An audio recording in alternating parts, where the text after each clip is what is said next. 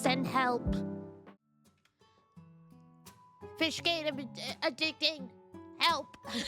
Good morning, afternoon, and evening. It's Diana. How's it going? I'm addicted to rhythm games. Oh no. Oh no. Hello.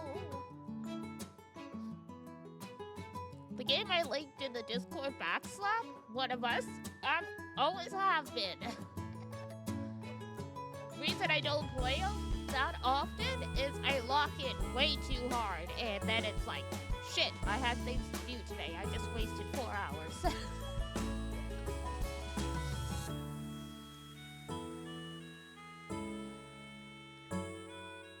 That game I shared, it's supposed to be like an idle game, technically. An overlay game. Yeah, it's technically supposed to be an idle game, and for like what they say, I'm like, I think there's a fundamental misunderstanding on what an idle game is.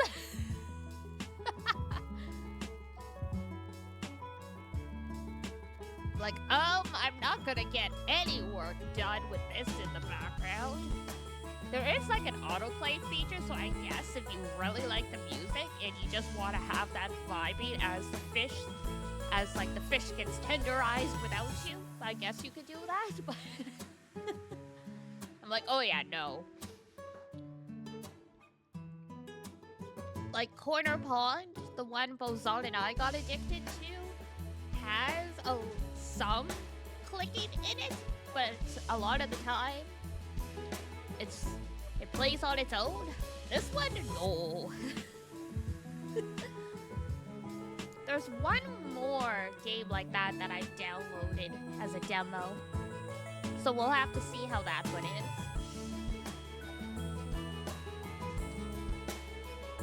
I noticed a lot of games this Stream Fest were a lot of idle games, so truly that is the new trendy thing to do. You're late? Oh, you're not late. I'm late. I literally just started.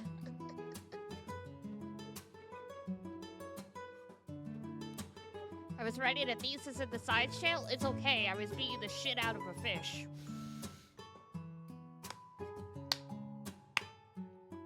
No context.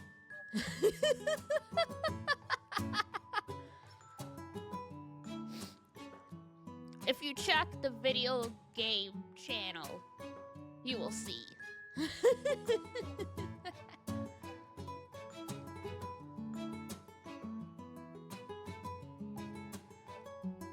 I was like, oh, let me check out some of the games that I thought were interesting, but I don't think would make very good things to play on stream. How long does the summer DLC last? However long I want it to. Technically, the last day of summer is around my birthday in September, so I mean it could be 3 months. Hi, Zexu!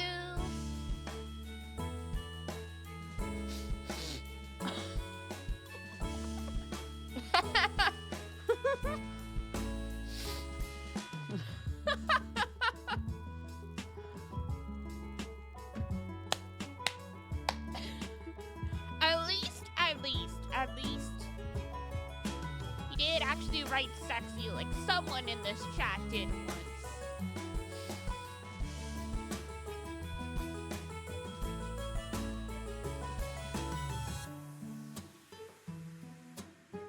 I will spare that person's pride. I was hoping we forgot about that. Oh, I never forget. I never forget.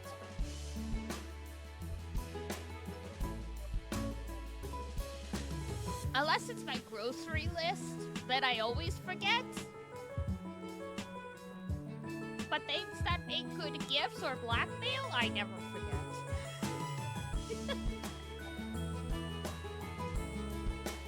I forgot who was it. Well, I mean, considering Zod was wishing we forgot about it,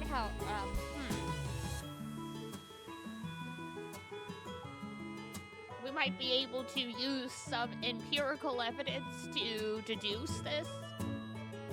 I would like give me a 3-page lab report on Monday with your findings.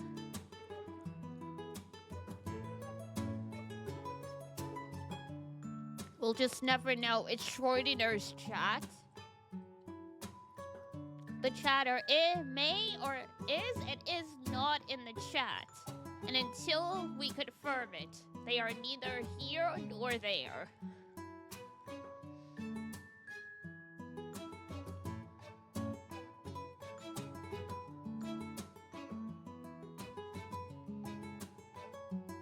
Full-blown mystery.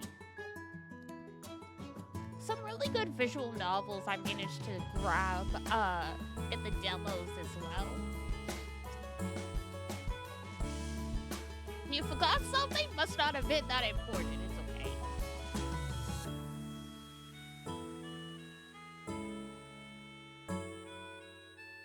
It's A-okay. Alright. I'm gonna get the game set up, but I'm finishing some pizza, so we're not gonna start the game up for a few more minutes.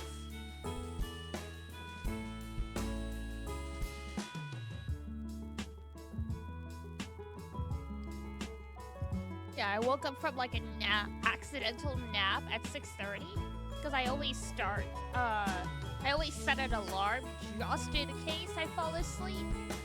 And I'm like, okay, yeah, I'll do some gaming for the last half hour. Then it's like, oh no, it's 6:55 and I haven't eaten dinner yet.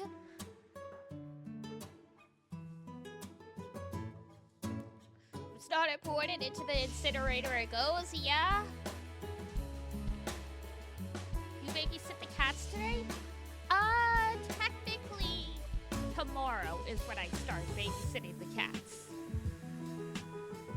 Iduna said they left extra food out, so I did have to go this evening unless I wanted to check on them. Tomorrow, I have to go in the evening, so I might be late starting stream. Iduna doesn't live that far away from me, but unless I want to, like they did give me money, so I could take an Uber, but I mean, frickin' Ubers are like, you know, $15 one way. So depending on the timing of like busing and or if I take an Uber, I might get back a little late for stream, maybe not too much. Because it's like, you know, if I leave the apothecary at 4:30 and it's like a 30-minute... Is it a 30-minute bus ride to Iduna's from there? I think it is. But I also have to get off the bus and walk a little bit.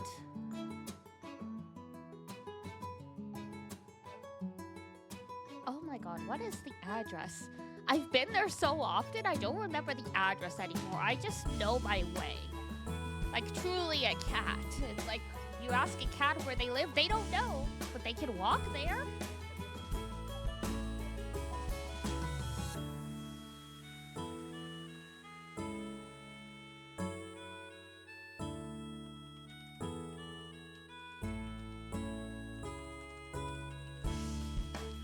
I think that was roughly it. How's everybody doing today? Fan-flippantastic. I had 12 applications in my inbox this morning. I cleared them all out, except for the one where I asked the person a follow-up question and they haven't got it back to me. I was productive as hell.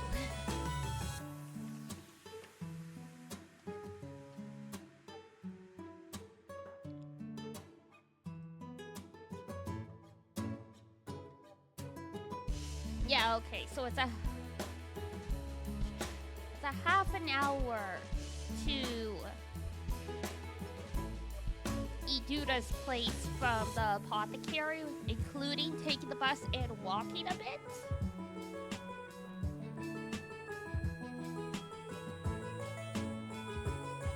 But that's, you know, that depends on bus timing. Buses being actually on time and all that stuff. So it's like if I leave the apothecary at 4:30, when my shift ends, and I get on the bus as soon as I can, probably in a perfect world, I'll get there at like 5-ish. Spend some time with the cats. I mean, they're probably gonna be hiding, so I'm gonna have to spend some time investigating to make sure they're okay. Because, I mean, I could just leave the food out, but I'm like, I should make sure they're fine. So I'm gonna have to check everywhere. One of them's a black cat, but at least he's friendly. He might just completely come out and be like, yo, it's you! Hi, Jambola, how's it going?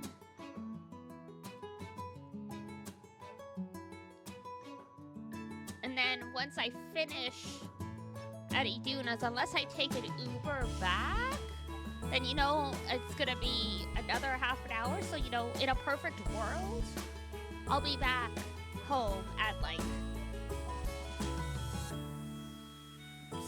6:30. But then I still have to eat and feed my cats and stuff. So stream might start a little late tomorrow. Random stray dogs walk up to you. I guess you've got that dog in you.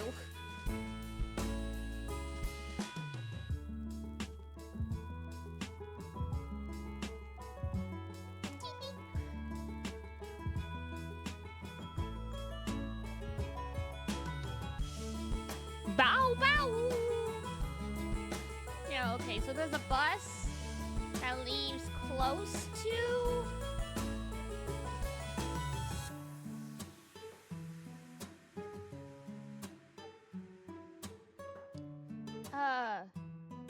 it's close to the apothecary at 4:35. So if I manage to get that one, that gets me to Iduna's at 5:05.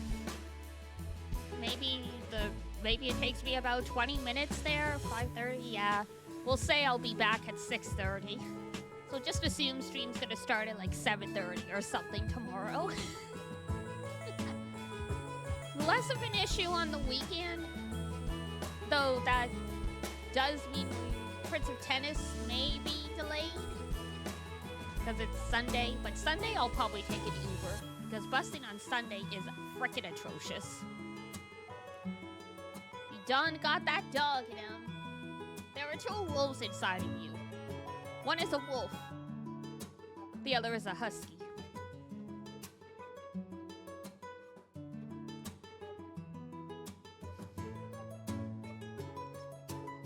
Tennis waits for nobody. Sure, let me just start stream from my phone.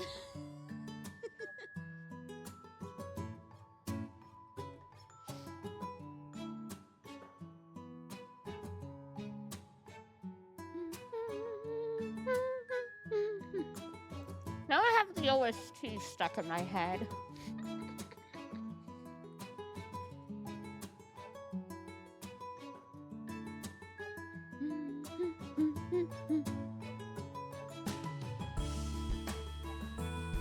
But man, time flies. We're already around like episode 40-something of Prince of Tennis. A couple more weeks and we hit the point where we said we'd take a break to watch something else. Crazy. I think we just finished 40? Yeah, I think so. Either that or we finished like 39 and we were like 40 starts the next arc or something.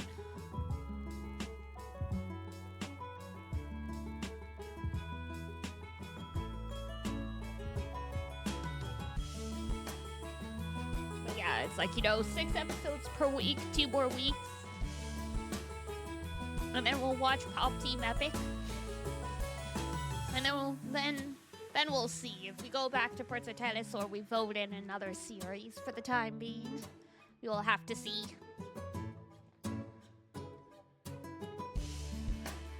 We'll see what people vote for.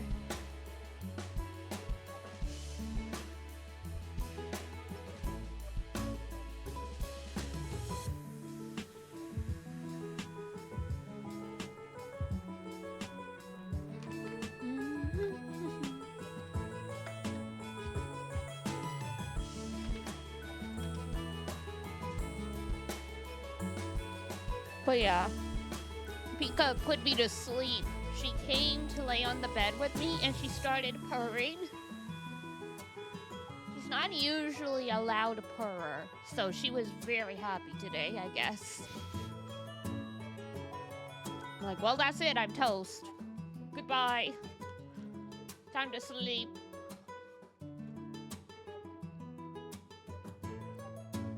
Also, Stellar Blade is finally on PC. Time has flown by. Now I have to decide if I want to play Stellar Blade or not.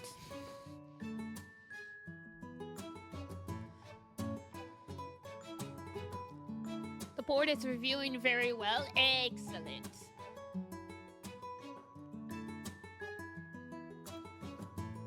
Already been a whole year? Yeah, I didn't realize this is when the port was coming out. And I was like, you know what? The collaboration timing between Nikke and Stellar Blade makes perfect sense now.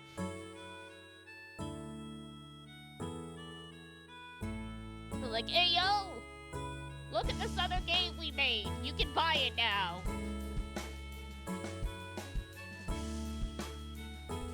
Yeah, I did see that the demo, it was included in the demo, so perhaps if we run through all the other ones, I'll give that a try. But yeah. A lot of visual novels that I saw had demos, like mystery ones. I'm like, y'all just feeding me. I've been fed. There's like a music school visual novel, and I'm like, oh no. It's like Coldol Doodle all over again.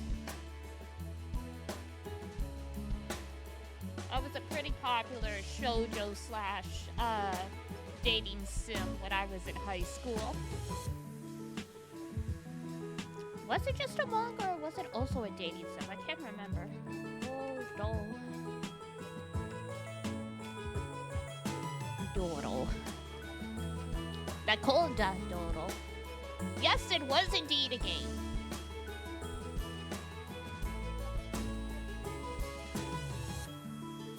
From 2003, and I just vaporized.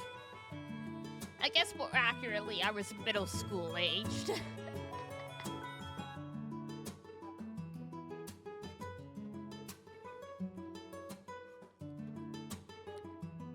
...2003, I know.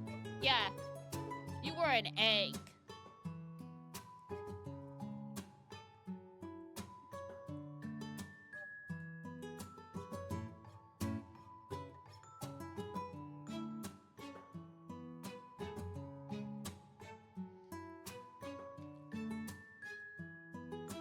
Little baby man, the babiest of men.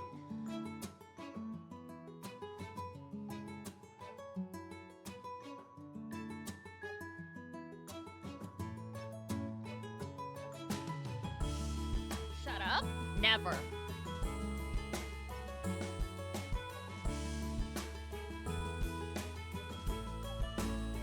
Oh my god. Sorry, I was on the wiki page for this like series, and it's been out so long. The wiki actually says Sentai Filmworks had the copyright for the anime, but it's expired.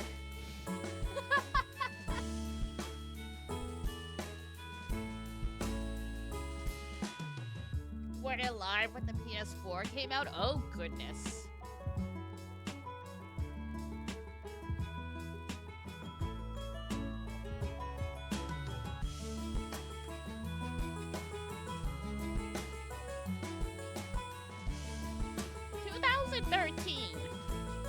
I mean,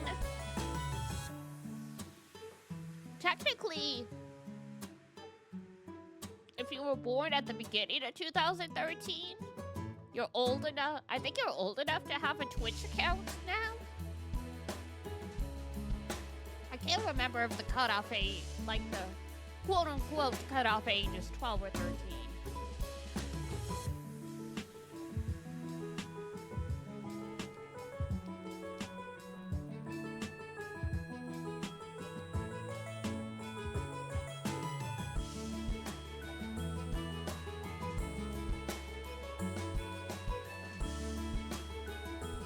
was 13?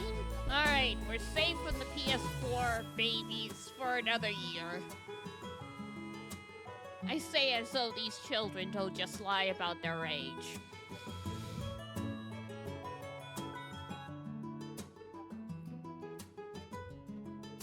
Sometimes in the big VTubers chats, you'll see it's easy to find. I used to lie about your age. I mean, I did too. It's a rite of passage, but unlike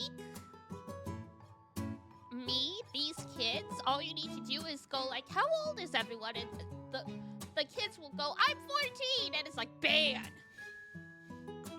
Makes it so, that's the joke. They like out themselves. It's like if you just hung out and stayed quiet, you could hang out at the big kid streams, but you don't.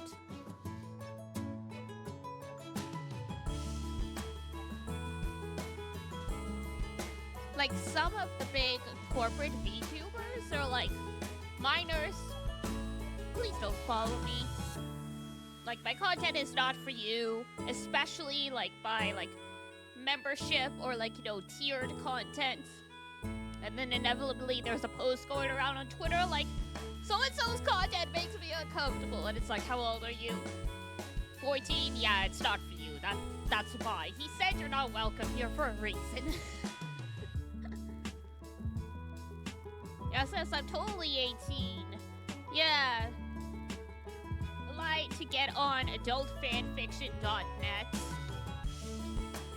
As though the internet police were gonna come banging down my door for false identity theft or something.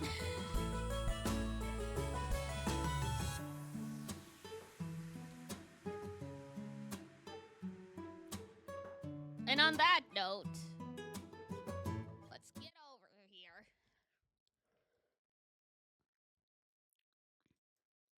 Uno momento? Where's the sound? There we go. You should now have the lovely cock.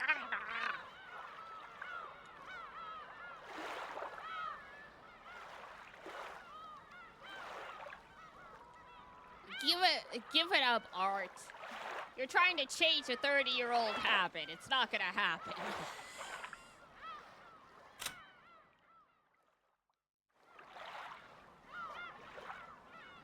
I was saying un momento before you were born.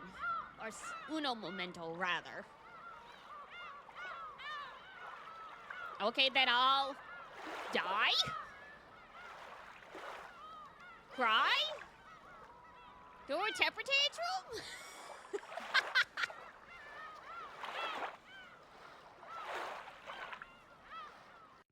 I mean, I'm just trying to finish your sentence.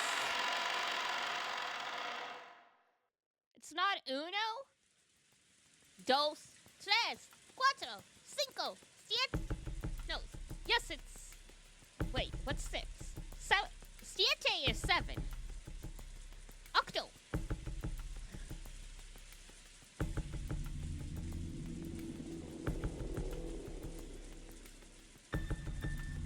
Before you were born? Is it not ocho? I don't know. I can't remember. You want to know how long it's been? Octo? Oh! Yes, Siete. It's a Great Blue Fantasy character.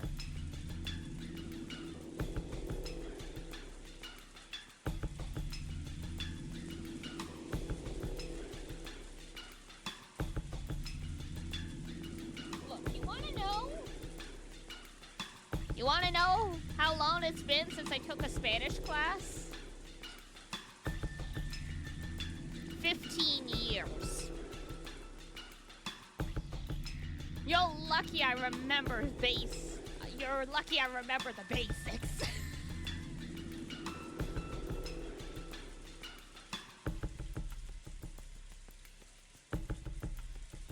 Do I have Spanish friends? No. Only Spanish person I know was the guy who stalked me.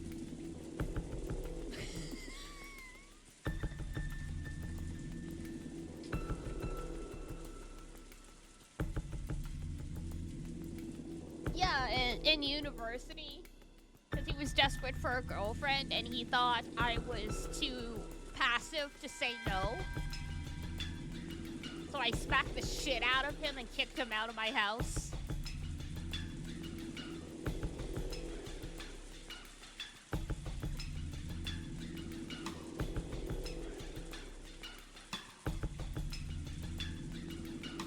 That is not good, yeah.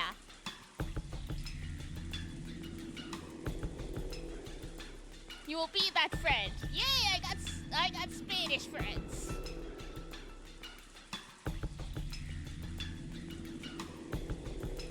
Lesson learned? Oh, absolutely. It's like, bitch, you thought. You really thought.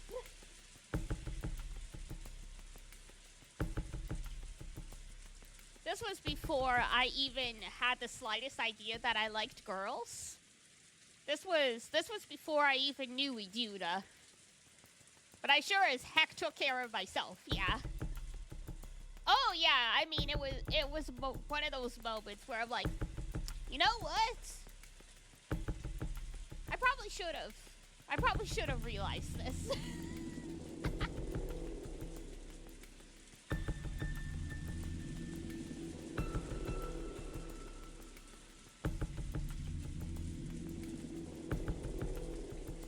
But yeah, no worries. That's the one plus side to the whole lesbian thing is anytime dudes are bothering my friends at conventions, I'm like, yeah, I'll set them straight. I don't care. Like, I don't care if all the guys hate me. Whatever.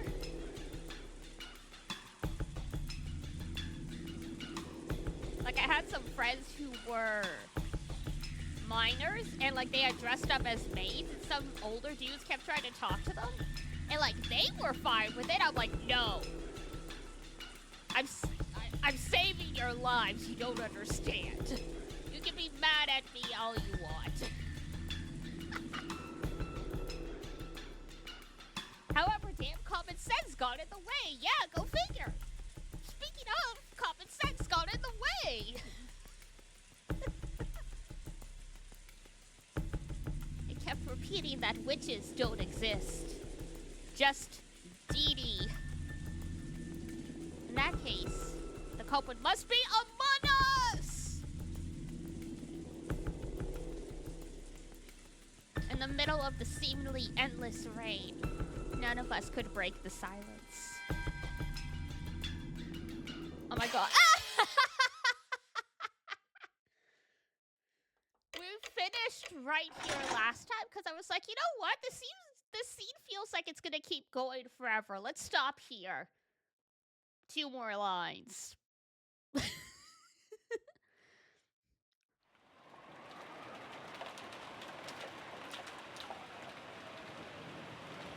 Lunch ended, and the servants removed the tableware and went to the kitchen. The wind and rain neither weakened nor strengthened, and the island remained cut off from the outside world. Wait, did we already do this scene? Hold on.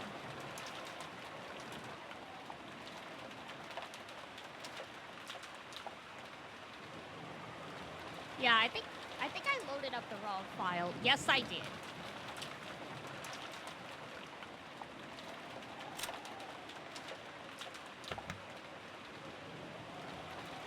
Yep, there we go. That's the one we want.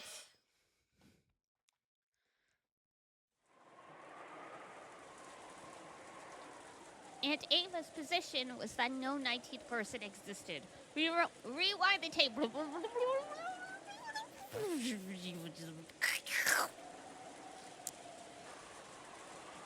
Can chill and chat in peace. Hooray!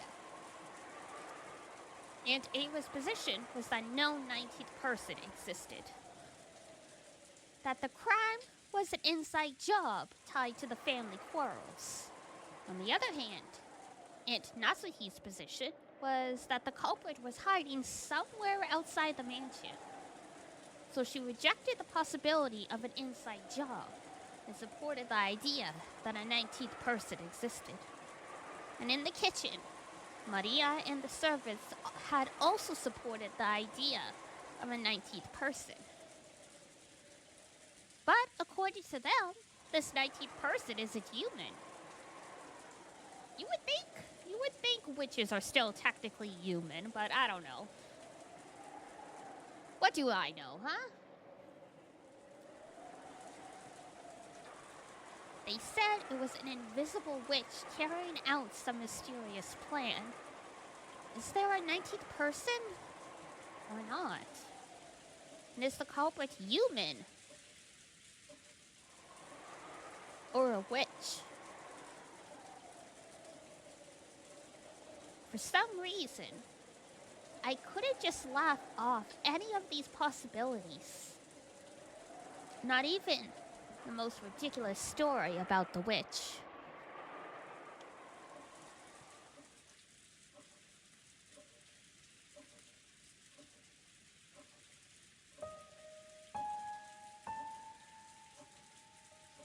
Jessica, all I know about the story of the witch is that the adults made it up to keep the kids too scared to enter the forest. But is the story different here in the mansion?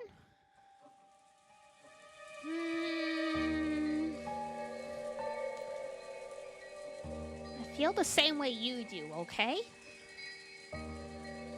I think it was just a stupid ghost story that parents made up so their kids would listen to them. But I can't deny that the atmosphere inside the mansion makes it a little hard to say it out loud. After all, Grandfather has proclaimed that Beatrice exists. And because of their position, the servants can't doubt that.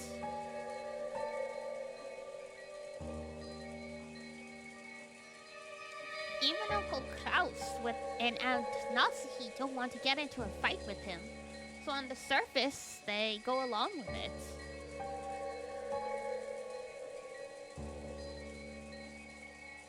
So it's probably fair to say that doubting the existence of Beatrice is taboo to those who live and work in this mansion. Hello!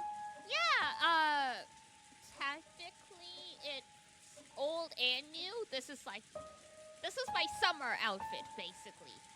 I like to change things up based on the seasons.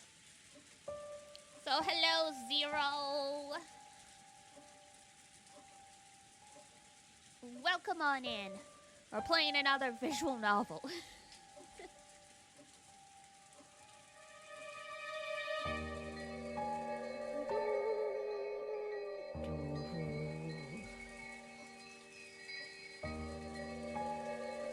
Unlike the rest of us who only come here once a year.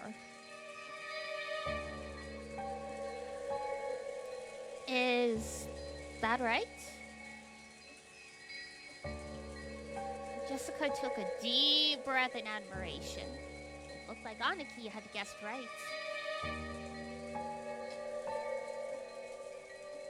It's just like you say. Don't have the cute emotes anymore, so you're sad. Oh no! Yeah, it happens. I've also had to cancel subs sometimes because, unfortunately, that do be how it goes sometimes.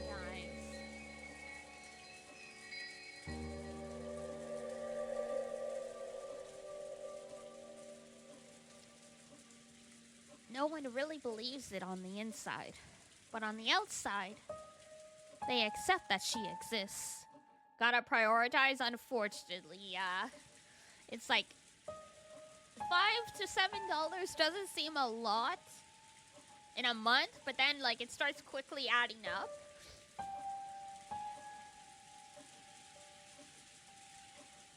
See, it's just like the way some people are about God. Oh no. Jessica, you can't say that! And if they know God doesn't exist, they feel like it'd be uncouth if they actually said it out loud. Well, how do you think the servants feel about it? Are they just going along with it because grandfather, their employer, says that she exists? Well, I don't really know the details.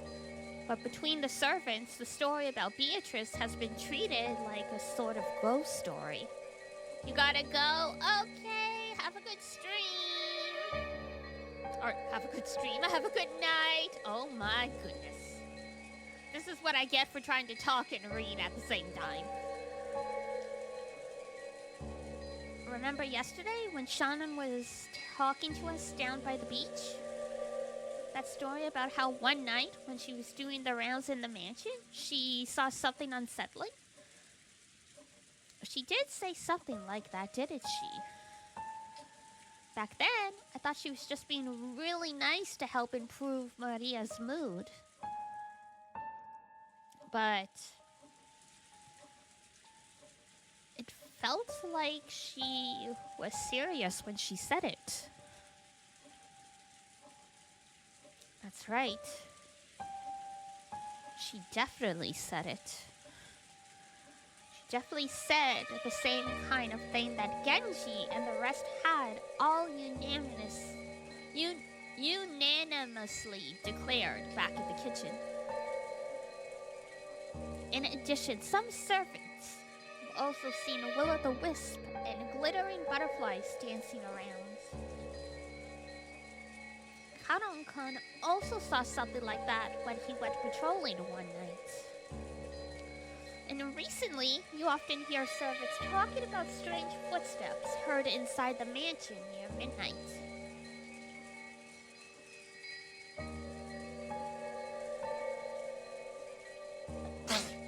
Excuse me! I've been sneezing so much today. Hold on.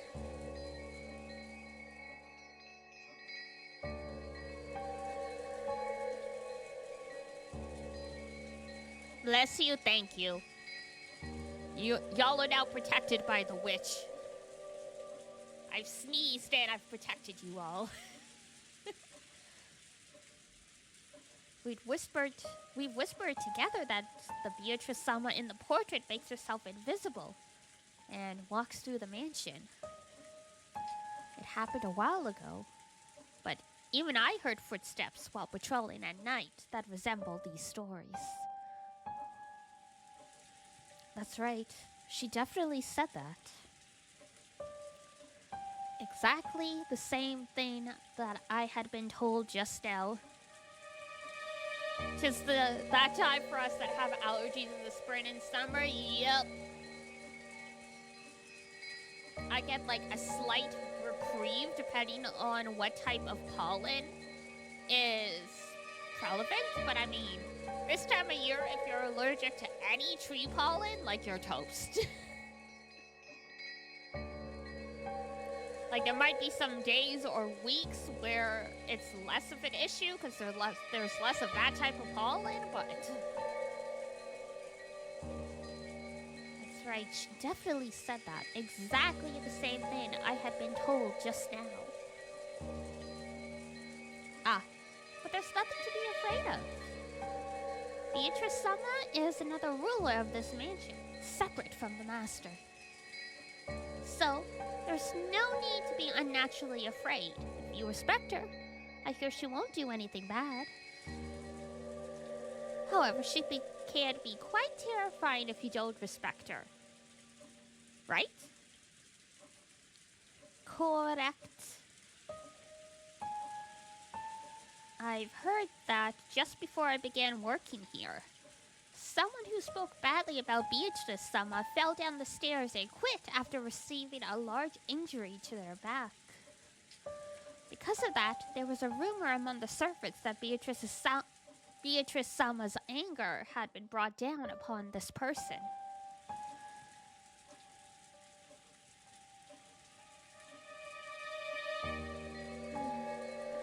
If you don't respect her, you'll suffer her wrath and get hurt.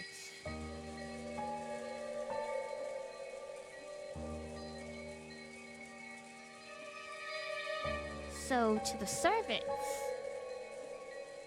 Beatrice's existence is just as credible as the story that if you pull pranks on Inari-san, you'll receive Kitsune-sama's curse.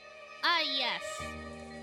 So Inari is one of the gods of Shinto mythology. They're often associated with foxes. And like the foxes are their like divine messengers. Something like that. I don't super know the specifics, but yeah. I love foxes. Kong, kong. Or as Tamamo no Mae in Fate says, Bikong!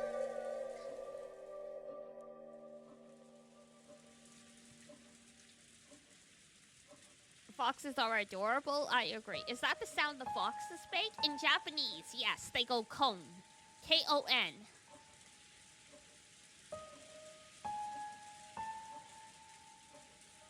So Tamamo is interesting because kon is the sound foxes make, and then mikon is related to marriage.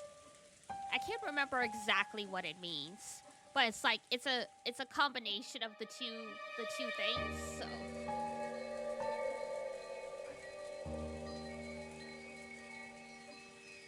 the 1,000-year-old question has been answered. What does the fox say? Kong, kong, kong, kong, kong, kong, kong, kong, kong.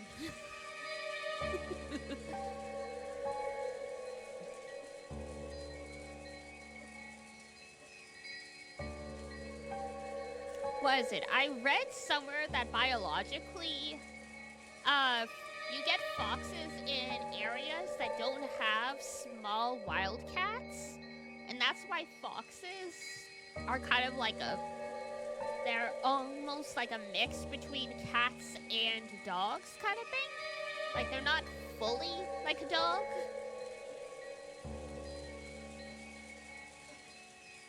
Of course, even though everyone accepts that curses and the like don't exist in the modern era, I mean, it makes sense, right? Like, in areas where there are cats as, like, the predators, there's less dogs, and then vice versa. Foxes used to be your favorite animal? Very common favorite animal. Very good one, too. Of course, even though everyone accepts that curses and the like don't exist in the modern era, Tasmanian devil, oh my goodness. Those little creatures are cursed but adorable. Red pandas are so cute, yes.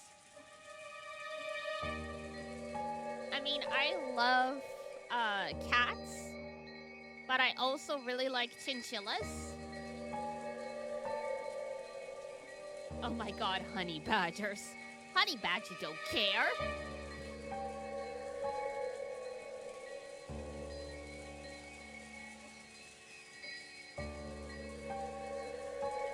I mean, the honey badger's related to wolverines. You don't fuck with the honey badger.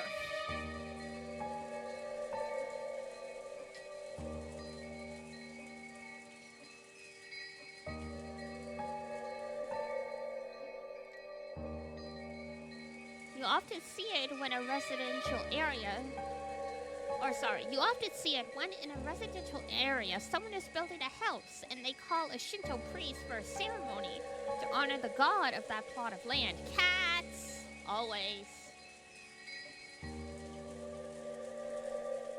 You might think that it was a big waste of time and money, but it is said that if the workers don't do that, a big accident will occur, so they never neglect to do it. Octopi are scary, yeah. There's like that story about how at an aquarium they noticed fish were going missing from a tank. And so they watched the footage and an octopus across the hall would get itself out of its tank.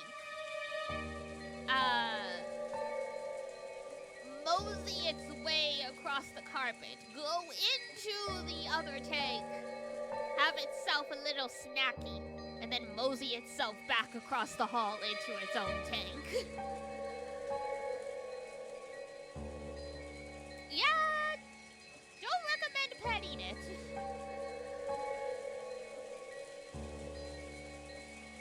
Like, in some cases you can, but yeah, those things are stronger than you.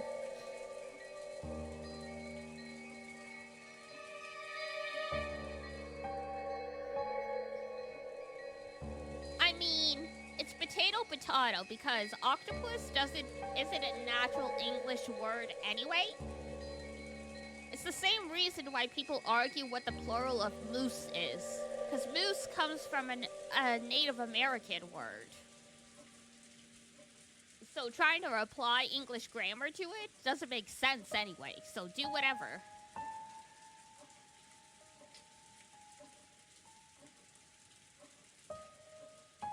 You might think that this was one big waste of time and money, but it is said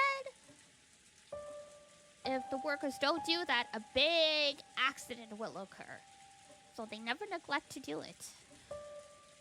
You also hear about how if an Anani shrine is carelessly removed during a town replanning, there'd be a curse by Kitsune-sama.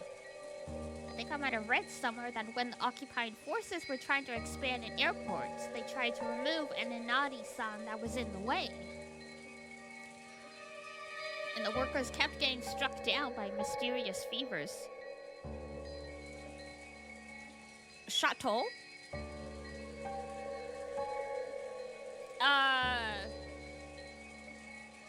Chateau is the French word for kitten.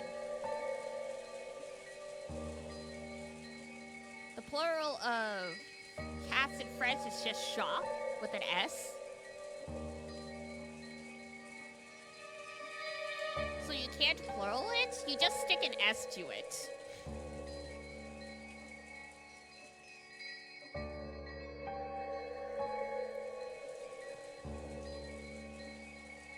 Like, it's pronounced exactly the same, but it's written slightly different.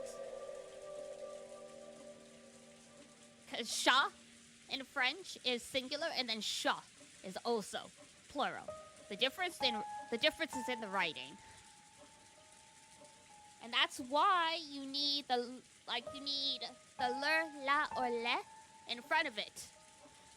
Because if I say la chat, like le chat, you know it's one cat. If I say le chat, you know it's multiple cats.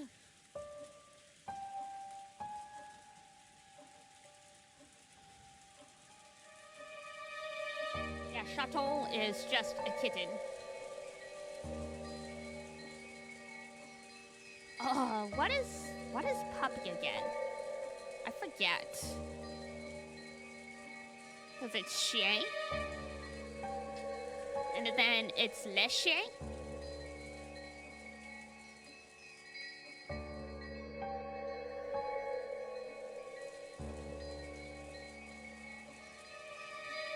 It's been 600 years since I've had to talk about dogs in French.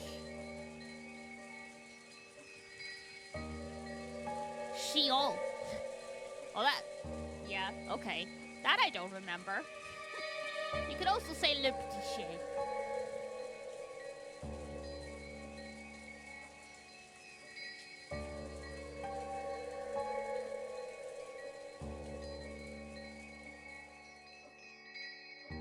Nah, Spanish is easy. Spanish is so easy compared to French in terms of grammar, rules, and words. French just makes everything ridiculously complicated. Like, if you were going to rank, like, the romantic languages based on how easy it is, at the top would be, like, Spanish, then underneath it would be Portuguese, and then third is Italian, and French is at the bottom. And, Romanian's technically a romantic language, isn't it? Romanian's probably right after Portuguese. No, sorry, right after Italian. Because Italian is it has a lot of differences between it and French, but it's close to Spanish. So if you know Spanish, Italian wouldn't be as difficult.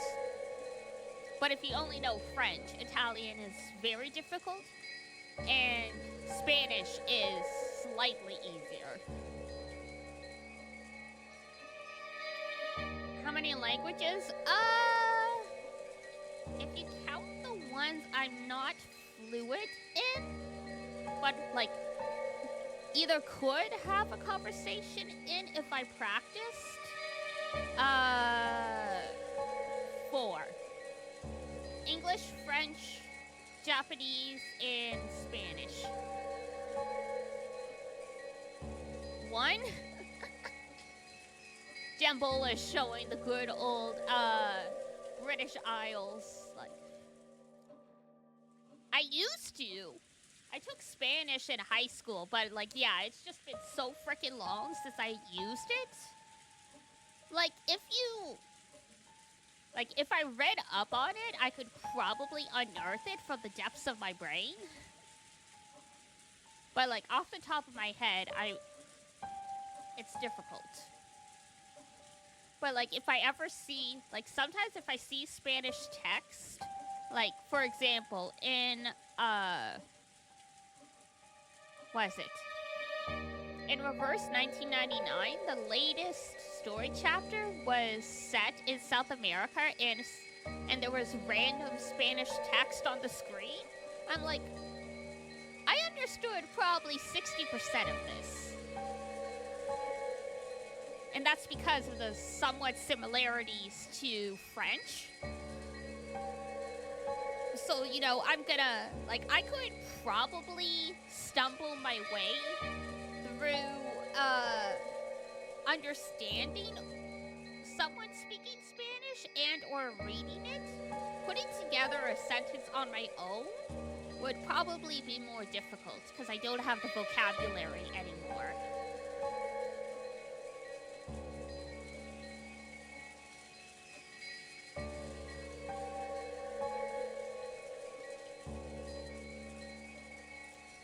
All right.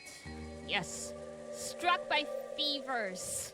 It's like, you know, the workers that unearthed King Tut's tomb, and they're like, oh no, it's the curse of the mummy and not, you know, y'all unleashed a, like, 3,000-year-old germ. Gotta come to Mexico, I'll show you the wonders of my homeland. I've been to Mexico once, a long time ago. Went on vacation with the family. And even in high school, that was the point I decided I don't want to go on vacation with my parents anymore. Because they just want to sit by the pool and relax and, like, you know, drink and whatever. I want to go on adventures. I want to go see, like, the actual town and stuff like that.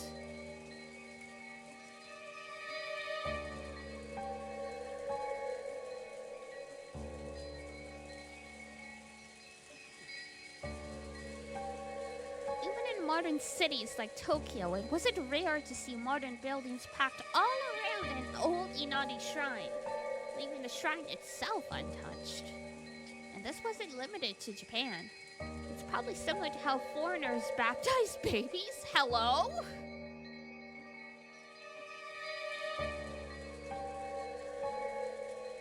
Where are you going with this, battler? If I remember right by Christian doctrine, if unbaptized souls have even the slightest amount of sin, they will still go to hell.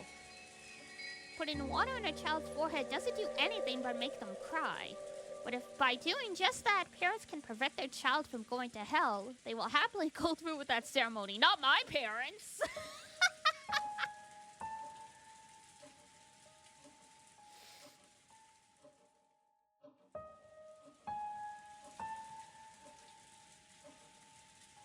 Oh my god. Yeah. I was never baptized, which is super rare in French-Canadian families. Because even if the parents aren't super religious, surely the grandparents are, so it's expected. My mom was like, hell frickin' no. The whole reason I didn't go to, I went to like a French and English school instead of just a pure French school is all the French schools are religious and you have to be baptized to attend them.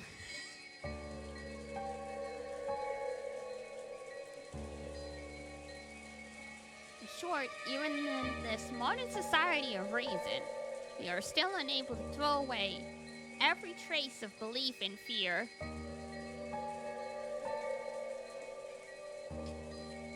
Brother girlfriend's mom really tried to get to get their baby baptized. Yeah.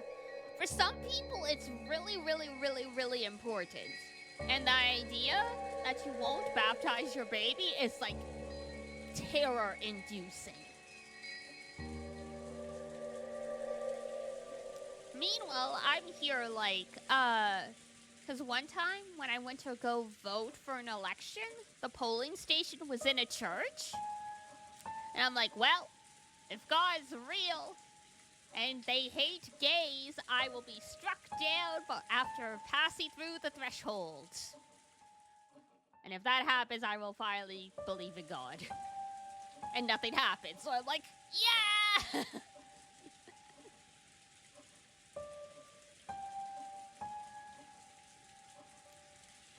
Maybe he's like, you know what? I like your moxie. We'll let you go this time.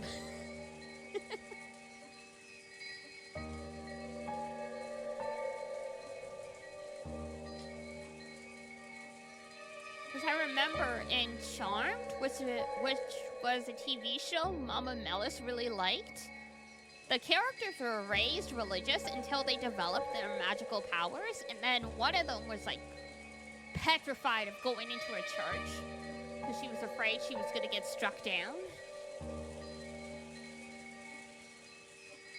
You could even say that we accept certain sorts of supernatural thoughts in a passive way. Maybe the only difference on this island is that Beatrice is the object of that worship. So in other words, if anything happens that doesn't seem explainable in human terms, it's called the work of Beatrice. That's crazy, that's crazy! I think Shanan-chan said it herself. Windows and doors and locks that were tightly shut would be open the next time you went to check them. Lights that should have been on went out, and lights that should have been out were turned on. And if I remember, even Jessica was joking about it, saying it was also the work of Beatrice when she couldn't find her bag in the morning. Your memory's pretty good. Normally, you'd say some little imps took them, but on this island, it's Beatrice. Well, it's all pretty stupid, though. This mansion has been standing for about 30 years by now, hasn't it? It's natural for things that old to get their fair share of ghost and occult stories. Apparently, I'm ancient. They're like, oh yeah, 30's old. It's like, excuse me?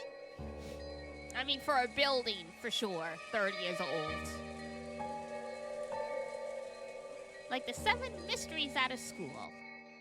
But that's where I'll spin the chessboard around. Huh? Simply put, on this island, there's a rule that Beatrice gets blamed for anything that couldn't have been done by humans. Your house is actually about that age? Your house is probably haunted. Things that humans cannot do. How many humans are here? 18. In other words, the culprit is using the rules of this island to make it look like a witch committed this crime.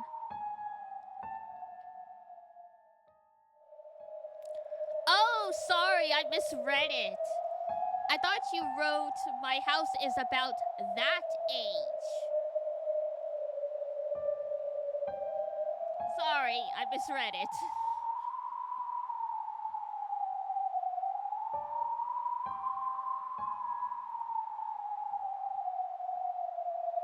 Which proves that they are sorry, where were we?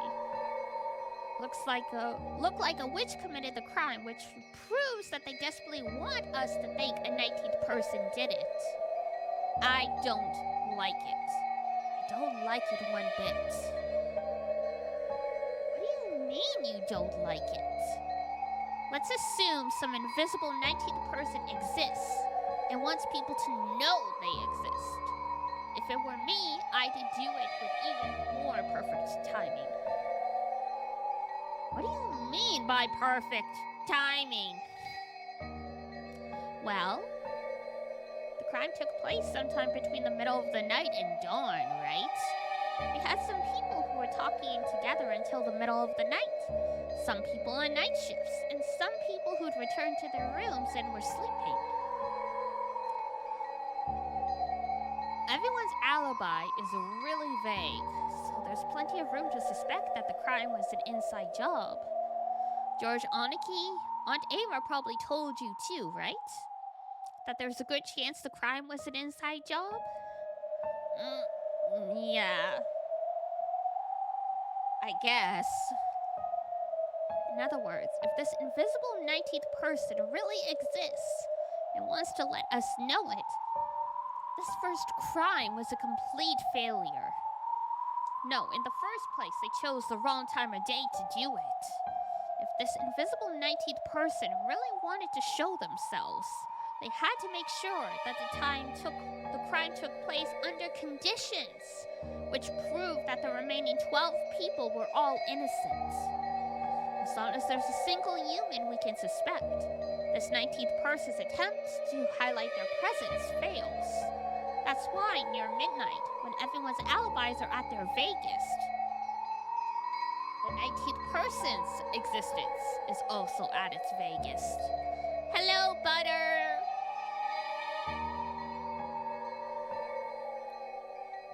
By committing the crime then, one of the 18 would obviously be suspected. Sounds a tiny bit loud? Okay, hold on. Some tracks are louder than others, for better or worse. Dianica's? Nothing too crazy, but it's a good day, so we'll take it.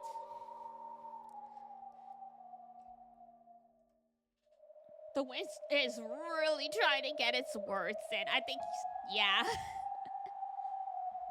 And then the piano is quite loud too, so I totally get it. By committing the crime then, one of the 18 would obviously be suspected. And yet, someone handed Maria the letter and called themselves a witch, even though everyone denies they did it.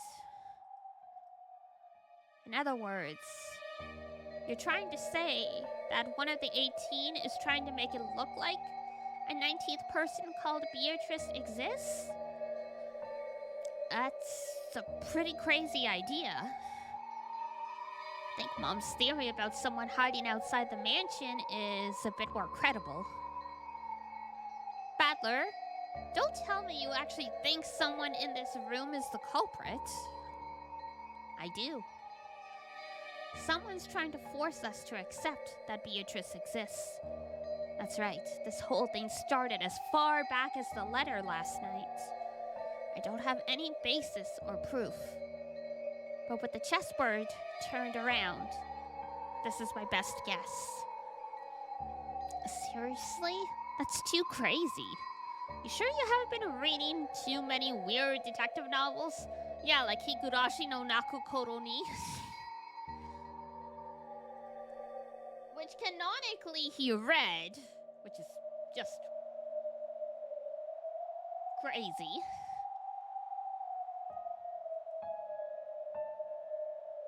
However, it's an angle we can't ignore. Also, thank you for the squats and the hydrate. I will do the squats in uno momento. Whether there's a 19th person or not, the culprit's definitely planning something involving that rule about this island.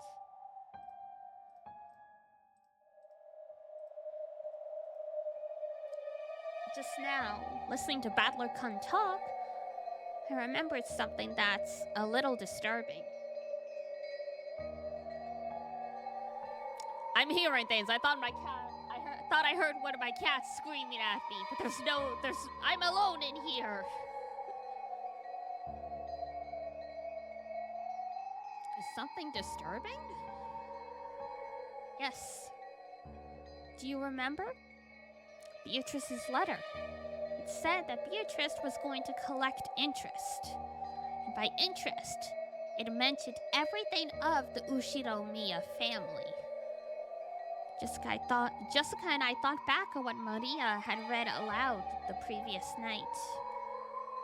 Yeah, it said that. It definitely said that. That the collection of the interest was going to take place shortly, but if the riddle of the gold could be solved, she'd lose that right. Grandfather received the gold and rebuilt the Ushiromiya family. In other words, according to Beatrice, everything created using the gold as capital counts as part of the interest. Which means... That's pretty scary for a joke, Aniki. You don't mean everything of the Ushiromiya family? In other words, everything that grandfather gave birth to. In other words, everyone with grandfather's blood flowing through their veins? If we interpret the letter that way, these murders are just Beatrice legitimately collecting interest. If that's the case, these crimes will continue, because the collection of interest is still only halfway completed. George turned around, looking over the parlor. There were still many people who held the name Ushiromiya. And because Goldo-san and Shanan-chan had been killed, we knew that not even the servants were safe, despite lacking the Ushiromiya name. So, are they planning to kill us all?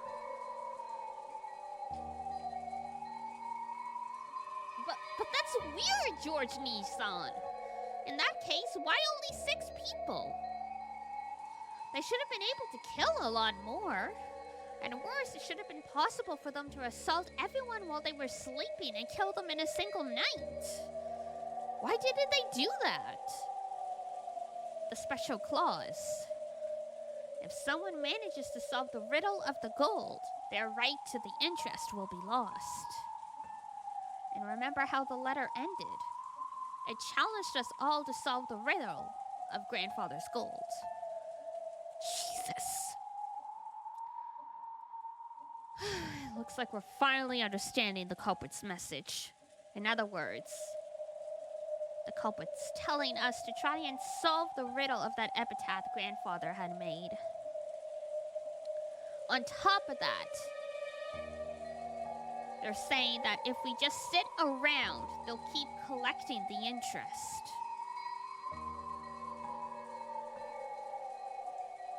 Oh, ain't that just great, huh?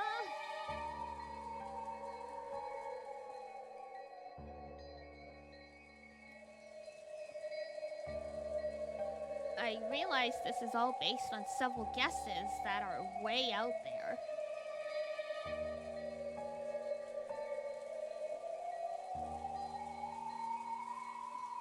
But not everything that happens in this world fits together in a perfect line.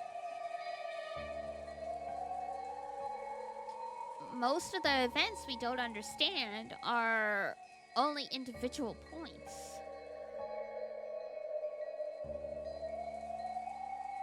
By fitting them into a straight line, we're beginning to understand.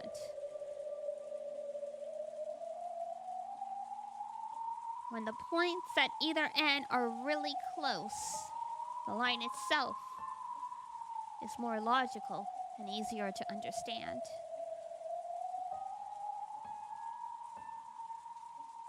And when those points are really far away, the opposite is true.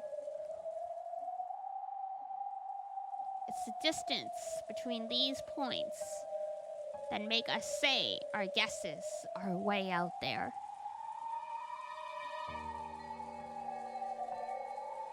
However, if the distances we span are too narrow, that means our thinking will be too narrow. Is there a difference between making guesses and reasoning? Am I just using easily made guesses to try and force this crime into a pattern I can understand? No, that's not it. When you're lost in the dark and searching around with your hands, what you're doing is relying on your imagination and making guesses. Only imagination can find the points that need to be tied together. Reasoning is nothing more than the act of drawing lines between them. If you can't imagine, you can't reason. What I'm doing right now might be way out there, but I'm sure this isn't a mistake either. And this is why scientists have to be curious and imaginative. You can't just have logic. The ones that solve the big problems think outside the box. Only the power of imagination can pull clues out from the darkness. And then I can use the power of reasoning to tie those clues together.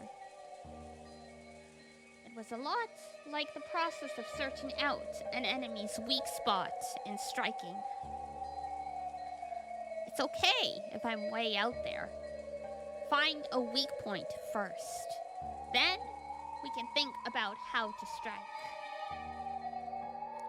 Right now is the time to find points we can tie together later.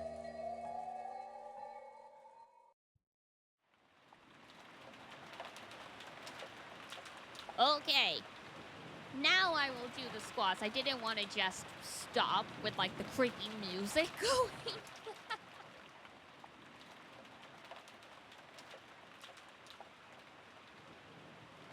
Alrighty, here we go.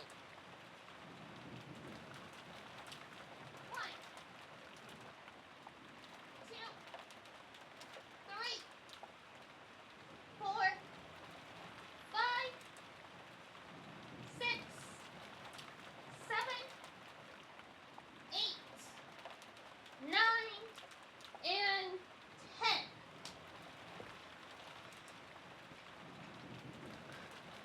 There we go.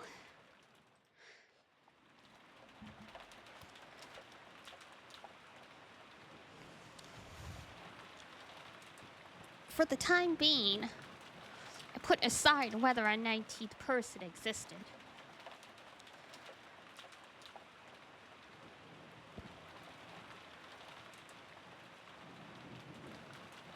And announced the theory that the goal of the culprit might have been to make us solve the riddle of the epitaph.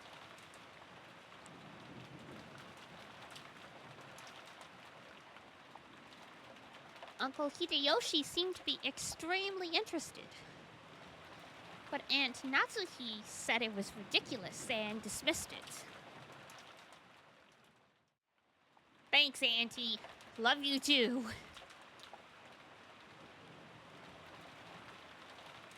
Of course.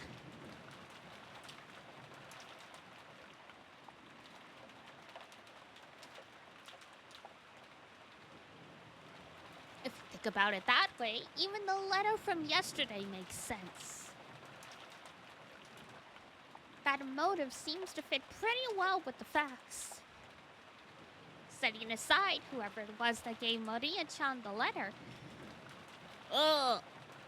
Beatrice exists! Even though she was puffing up her cheeks in that cute way she'd been doing since yesterday, I couldn't think of it as cute. If I poked fun at her, it might suddenly transform into a creepy laugh. Damn, Maria's burning bridges left and right. there is no hidden gold. However, if the culprit is blindly sure of its existence, and if they're trying to snatch the gold away for themselves, then I will agree it makes sense. However, if that were the case, why would they start by killing those most highly ranked in the Ushinomiya family? I see your point.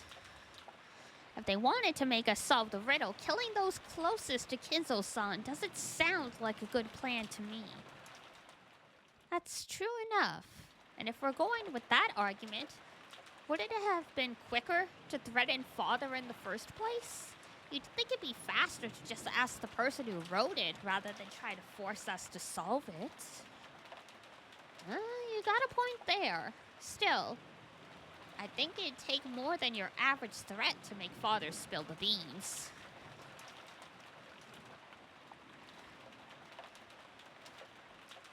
Anyone who knows Kinzo well would probably realize that he won't bow to ordinary threats. He's the man who bears responsibility for the Ushinomiya family and all its vast wealth.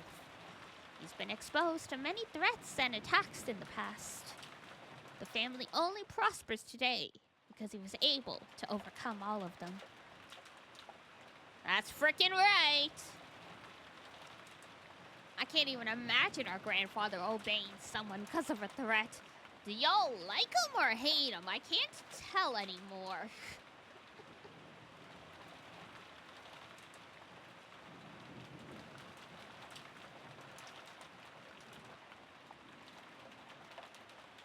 Jessica? Watch your language. Yes, Mom. In that case, what about this idea? No. Wait. Is this one also way out there?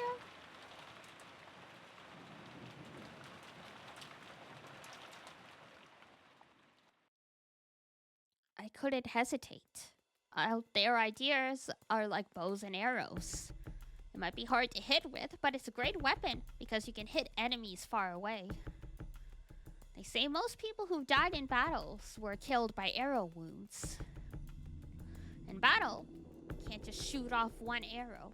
You shoot a whole bunch at once, pushing forward towards the enemy troops with a wall of them. So keep shooting over and over. I mean, I guess that's accurate. Create a wall as you push forward towards the truth. If the culprit is after the hidden gold, forcing us to solve the riddle, would it be very efficient for them? It'd be much quicker and easier to ask the person who made it in the first place. In that case, the question is this all a message directed at grandfather? In other words, these murders were a threat made against grandfather. If he didn't tell the culprit where the gold was, the family members would be killed off, one by one.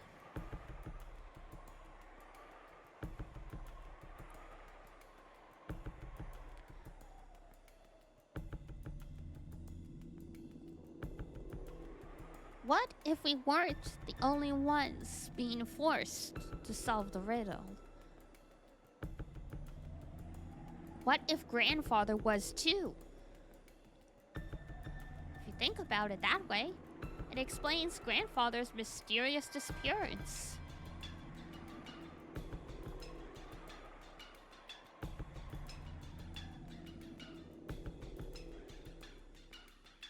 If the culprit has already attacked grandfather, then judging by the state the 6 corpses were left in,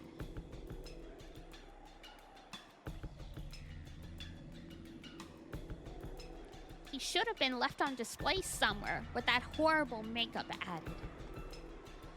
But despite that, we still haven't found him. It's all very convenient. So, does that mean Grandfather has been kidnapped and is being held somewhere?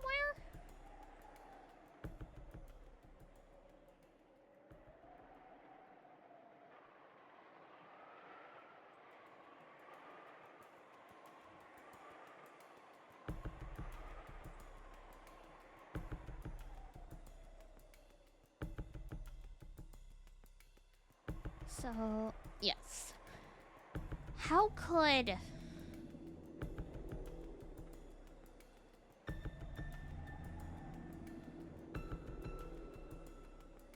It's raining, it's pouring, the old man is snoring. He went to bed and bumped his head and couldn't get up in the morning.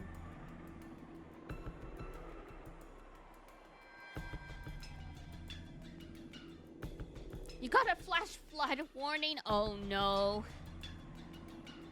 I mean, that's nice. But also it's not.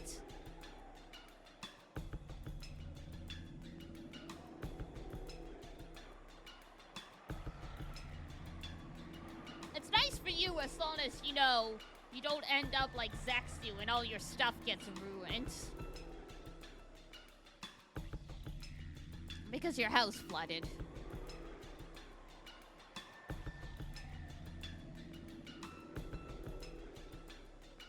Real enough? Yeah. Don't underestimate nature. Don't underestimate water in particular.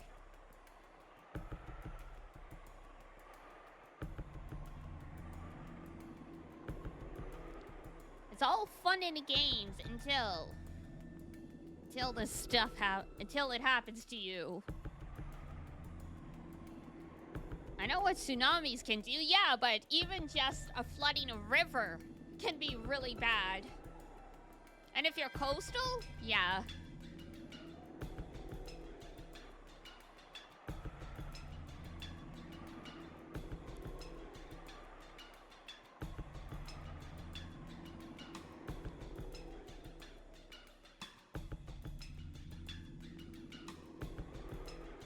There's a reason hydroelectrolysis is a thing?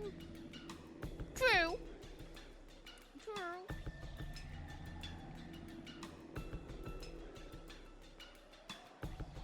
Some bad rain can take out a wall on a bad hill. Yup.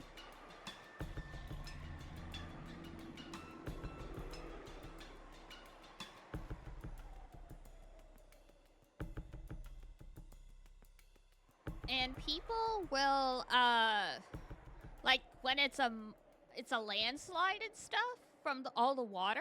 Sometimes it's not the water directly that's the problem. It's the rest of the stuff it causes.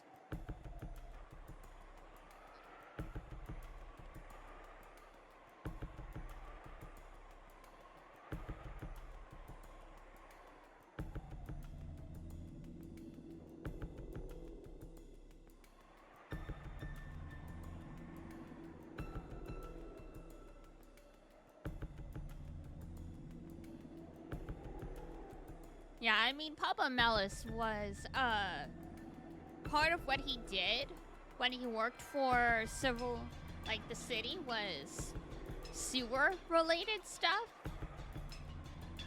And, like, oh yeah, like, we didn't live anywhere near a lake or a body of water, and our basement still nearly got flooded a couple times because the sub pump wasn't doing its job.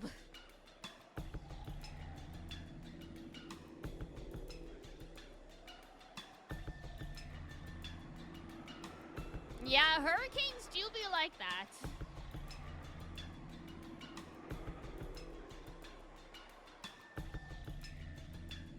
The mountains block the bad parts? Yeah, hooray for geography. And I mean, that's also the thing, right? Why a lot of bad landslides happen lately because, people are cutting down too many trees because the tree roots help keep the soil together. So without enough trees, when there's heavy rain, the land gives way.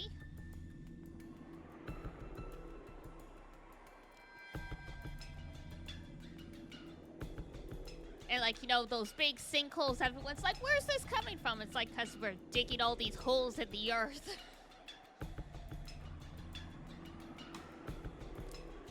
We're undermining the foundation, and then we're surprised that the house collapses.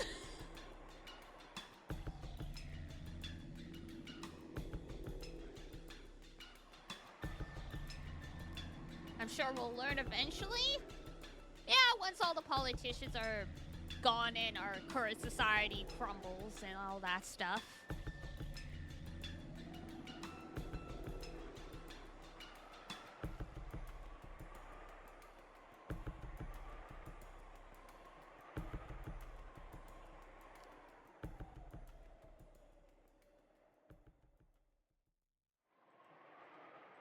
How could... You're insane! How could... Ava, you're too old to giggle. That sounds interesting.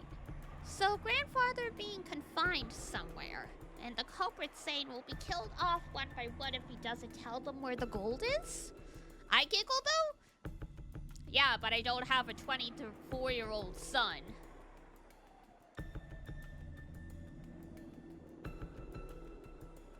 She has to be in her 40s if she has a 24-year-old kid.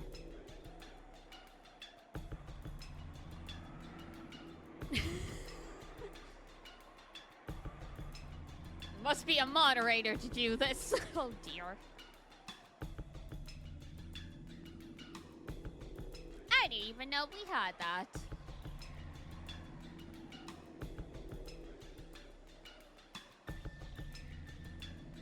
One sec, I gotta blow my nose. My nose is running again.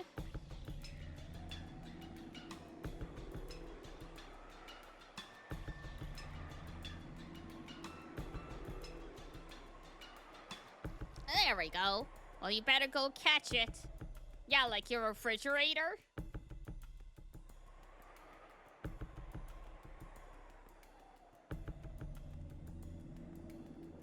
It pains me to imagine how you could find this interesting. And Nancy glared at her, but Aunt Ava just smiled calmly. Since we still haven't seen him after all this time, I think it's almost certain that grandfather's gotten caught up in the crime. You sneeze too much? I understand completely. You can't just ignore Balakhan's theory, right? Be quiet, George. In the first place, when did father actually disappear? Who was the last person to see father? It was probably me. This morning, when we didn't know where my husband and the rest were, we discussed the possibility of them being in father's study. And I went to check his room and greeted him there. Come to think of it, I've been holding the key to his study this whole time, haven't I? Genji, let me return this to you. And Natsuhi pulled out the gold key and handed it to Genji. Looking at the key, Aunt Ava giggled. Hey, Genji-san, I'm sure the police will inspect father's room thoroughly. If there's anything hidden there, it'll just be exposed anyway. So maybe it'd be better if you just told us about it right here, right now. What are you talking about? It's simple. Father's study is a closed room, with no way in or out except for that key, right? I want to verify whether that's true. There is one entrance to father's study. What about the window? Any other entrances or exits? There are none.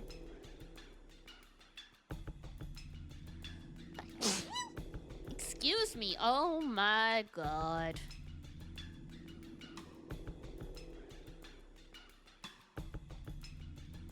Bless you, thank you. Good grief.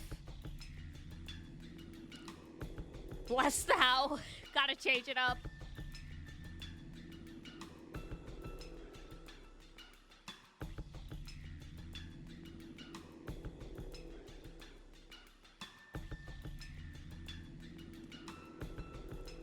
You're sure about that? There isn't some secret hidden door or anything? Since father isn't here, I am the highest ranked member of the Ushinomiya family.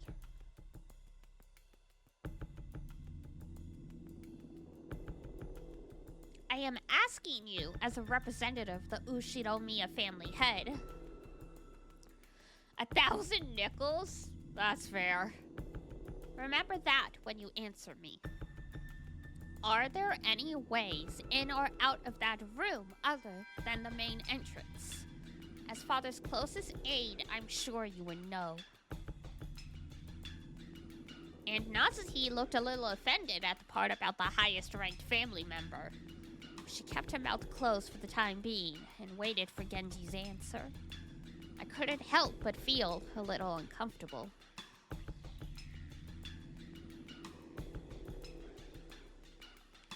Why was she going on and on about hidden doors? You too, Kanon-kun, Kumasawa-san, if you know, won't you tell me? If there is one, it'd be better if you said so. Otherwise, a certain person might be driven into a corner in a second. If we assume that there is a hidden door, then my argument comes to nothing.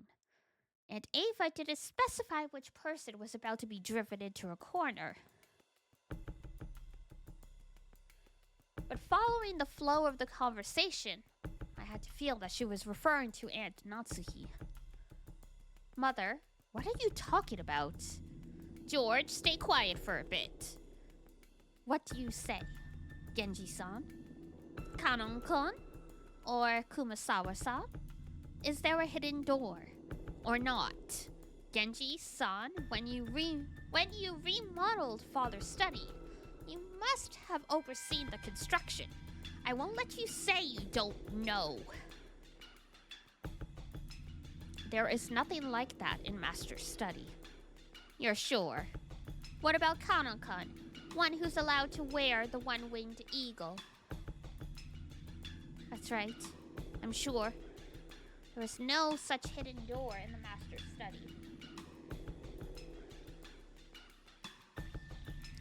Kumasawa-san? No, I haven't heard of such a thing. What about Dr. Nanjo? You've had a close relationship with father. I've never heard of something like that. Very well, then. So, are you ready? Let me begin. It's very simple. And everyone tilted their head doubtfully, wondering what Aunt Ava was starting to talk about so proudly. Aunt Ava laughed triumphantly as though she were about to reveal a secret only she knew. Uh-oh. Natsuhi-ne-san was the last person to spot father, right? I forgot the exact time, but I think it was a little before 9 in the morning. Ne-san, do you remember? I ran into you just as you were coming out of father's study, right? Yes, I remember. What does that have to do with anything? I mean, when you're the last person to see someone alive, you're naturally the most suspicious person. And you wouldn't let anyone into the study, so, you know. And when was the next time you went to visit father's study? That was after we found the bodies of Nissan and the rest, right? Together with me, you went up to the study to report that, and we discovered that he wasn't there. By the way, Ne-san, at that time, when you went to enter father's study, did you notice anything? Notice anything? What are you talking about? Come on, you picked up some trash, right? A folded receipt. I do seem to remember picking up some trash. How is that relevant? I got that receipt when I brought some candy at the store before arriving at the airport. Aunt Ava pulled a small bag of candy out of her handbag. yeah, the receipt from that candy you bought back then? But Mother, what does that receipt have to do with anything? George, stay quiet and listen for just a bit longer. Uncle Hideyoshi's expression was a little strict. Apparently, he understood what Aunt Ava was getting at. It really was just a whim. I definitely did foresee anything. Or try to set up a trap for Natsuhi-ne-san or anything like that. Actually, about that receipt. Ne-san, you remember bumping into me right after the last time you saw Father, right? At that time, I wedged this into the door to the study. So what does that mean? And if the receipt wasn't wedged in the door, that means someone opened the door.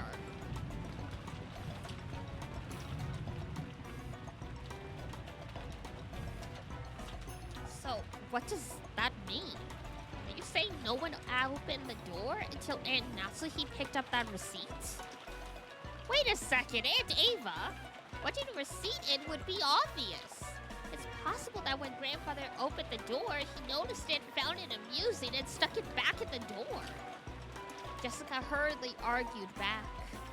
She still doesn't really know what this all meant, but she realized that whatever it would raise suspicion about her own mother. Of course, I folded the receipt up very small so that no one would notice it. But even if you assume that he saw it fall, he would have had no way of knowing how high up the door it had been stuck, right?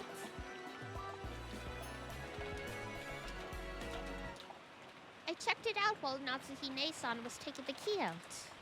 The receipt was still stuck, not 1 millimeter away from where I put it. I can't understand why you would pull such a childish prank. I'll bet you were the one who did that prank on the door to my room, too. Door to your room? It was unpleasant to talk about, so I never mentioned it. But when I woke up this morning, there were signs of some prank on the outside of my door, with what was probably the same red paint that was scribbled across the shutter. There were some unpleasant marks, as though someone had been tearing at the door. Wait, what's this? Why'd you keep quiet about this until now? My apologies, since so many horrible things have occurred since then, I had completely forgotten about it until this moment. I don't know anything about that. I'm not talking about your door, but the door to Father's room, right? Between the time you confirmed that he was in his room and the time we confirmed that he wasn't, the door wasn't opened even once. How did Father get out if he didn't use the door? I don't know that. That's what I want to know. Natsuhi-ne-san, other than you, who else checked to see whether Father was in his room? Last night, the last time I met Kinzo-san was when we were playing chess. So I was with him until just before dinner. Who saw him after that? I did. I gave him his dinner last night. Yes, Shannon and I were with him. So at that time, Father was still definitely in his room. However, Natsuhi-ne-san, when you found out he wasn't there, it looks like all the ways in or out of the study were closed, right? But even so, you said you met with him this morning. I don't understand why everyone has become so gloomy. Could someone please explain it to me? Doctor managed to get his medical degree and then he stopped thinking for 40 years. Not very bright, it seems. Father and Mother, are you saying that what Natsuhi says about meeting Grandfather this morning was a lie? Like hell she'd lie about that, you know? Maybe it was Beatrice. Maybe it was Beatrice. And that explains why, Kinzo was weirdly so nice to Natsuhi. Because it wasn't actually him. Mom's guiltless! Why would she lie? Jessica? I keep telling you to watch your language. She's trying to defend you. Calm down.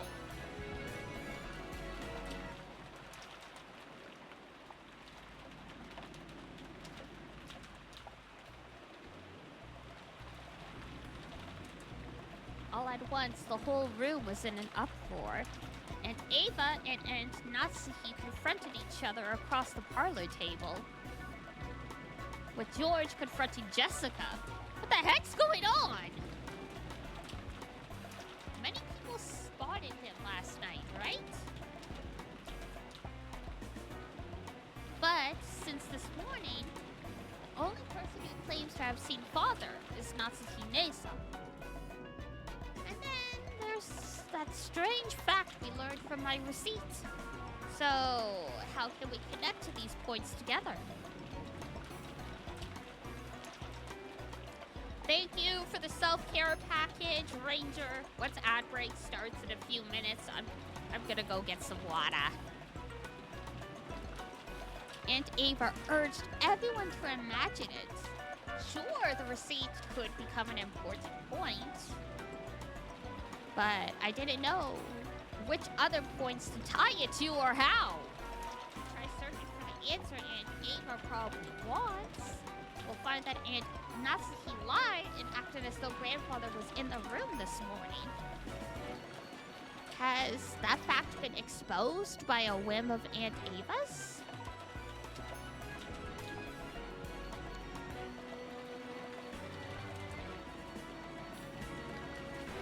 I don't get it at all. Why would Mom have to lie? She had no reason to, right? Well, one would hope so, anyway. That's what I want to know. But Jessica-chan, you can't be sure she has no reason to lie and say that Grandfather was in the room. After all, you see it in mystery novels every now and then. That trick where people fake the time of death to create an alibi for themselves. What are you talking about? I've never heard of that. Still haven't found Father yet, but it's pretty natural to assume he's already been killed. If that's true, there's no doubt we'll find his corpse soon. If, at that point, the time of death could be cleverly faked, Natsuki Nei-san would be able to create an alibi. Do you understand, everyone?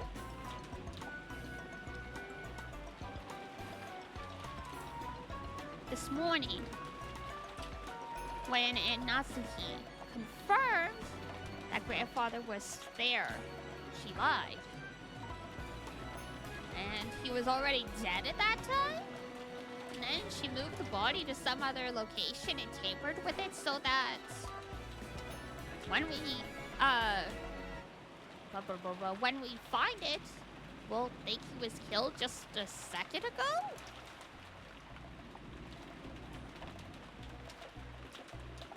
That'd make it possible for her to create an alibi, even just by staying with the rest of us. There, she could say, I heard someone screaming. Dash over there and become the first to find the body along with everyone else.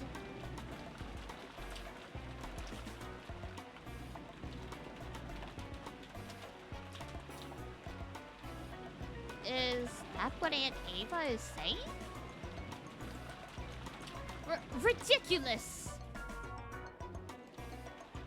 After all, detective novels are merely books for the purpose of entertainment.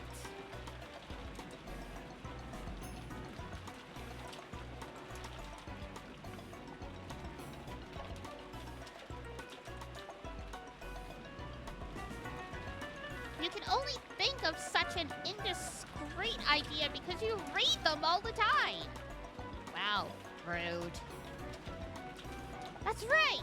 Even if she did try to fake the time of death a little, all that would be blown away in an instant once the police did their autopsy. That might have worked in the past, but do you really think that kind of trick would work in modern Japan? I mean, autopsies aren't infallible. There are ways you can speed up decomposition and other stuff to fool an autopsy.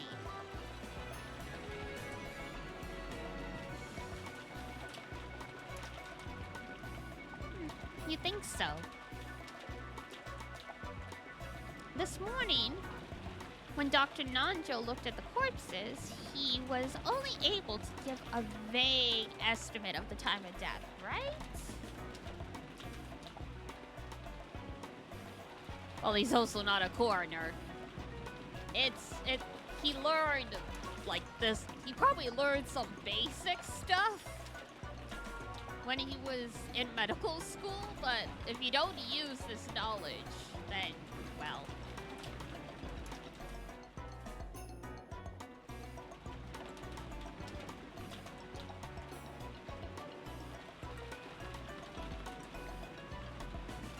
Autopsy results are very different.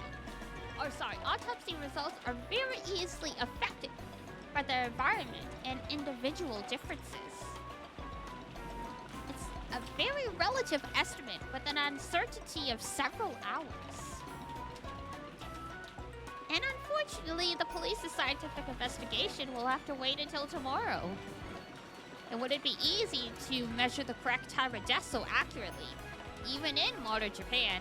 And also, this is the 80s. They haven't even invented DNA testing yet.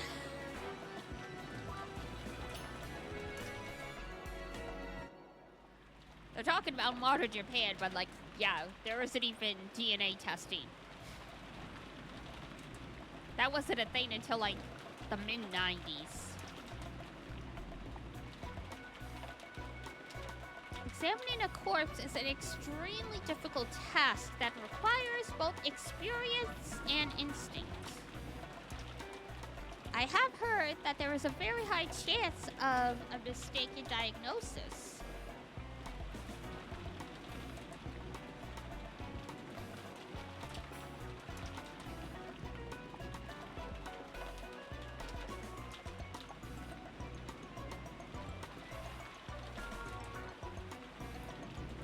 No gel electrophoresis? I don't even know what that is.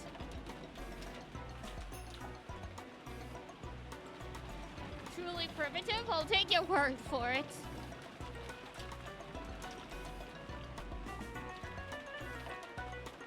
However, for an alibi, that's more than enough. It's an old trick. It's a trick that works well enough. Nasuhine-san, it's not like we want to suspect you, okay? Just want you to prove your innocence so we don't have to suspect you.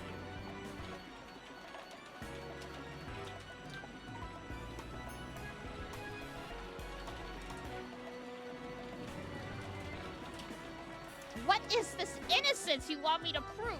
Why she have the gun?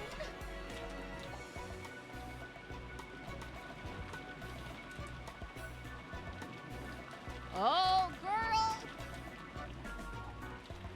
You don't pick up the gun if you want to prove you're innocent! This morning, I definitely met with Father, and he told me to keep the one-winged eagle engraved in my heart. Denying that he said that too? I will certainly not permit that! I won't let you deny that Father said those words! Or maybe Father's body won't appear anywhere. Normally, a person has to be missing for 7 years before they're officially dead. Wouldn't that be a clever way to extend Father's nearly finished life another 7 years and keep all of his wealth for yourself?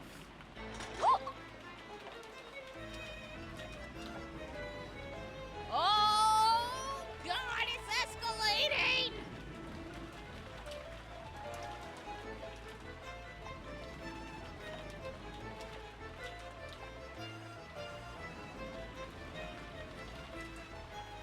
Oh, no.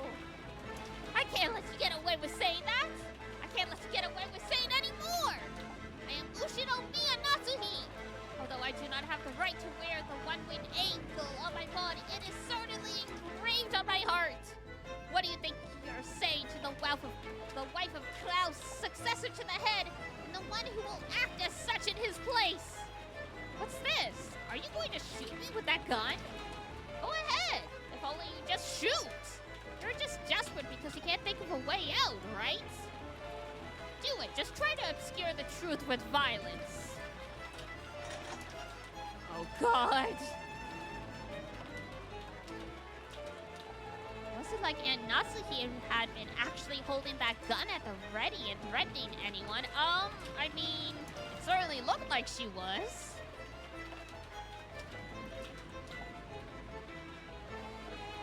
But as she was egged on by Aunt Ava, she really did hold it at the ready. Unsurprisingly, once things got to this stage, Jessica and Genji-san tried to stop her. Madame, please calm yourself. I like the violin? Yeah!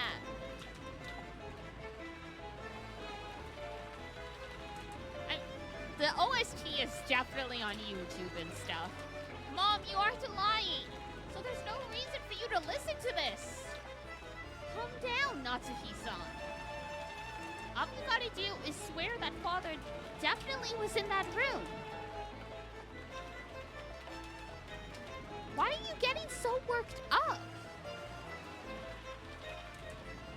That is correct. Natsuki-san isn't lying. Shouldn't that be the end of it? Then I want you to explain. How did father manage to disappear from the room? The window was closed tight from the inside. Ava is crazy. She's got a gun pointed at her. She's like, yeah, well, she still has to prove it. Instead of, fighting for her life. The same was true for the door, right? This morning, if you really met with father, then you must explain how father disappeared from this unopenable door closed room scenario. I mean, she doesn't have to explain it if she's not the one who did anything.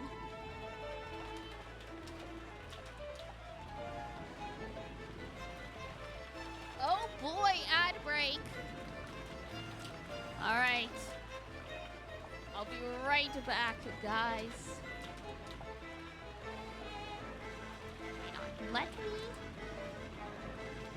just make sure.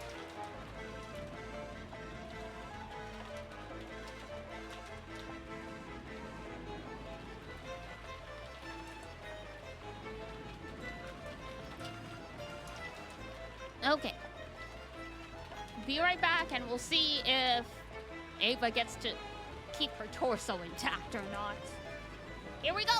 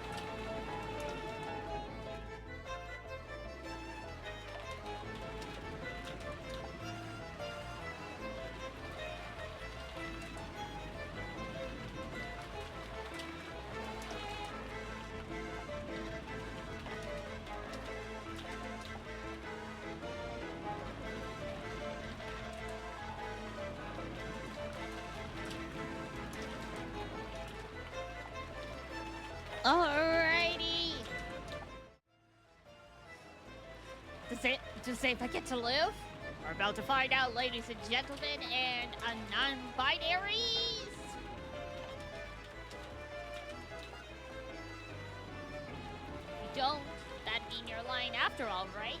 Once again, Ava, just because someone can't explain something doesn't mean they're guilty.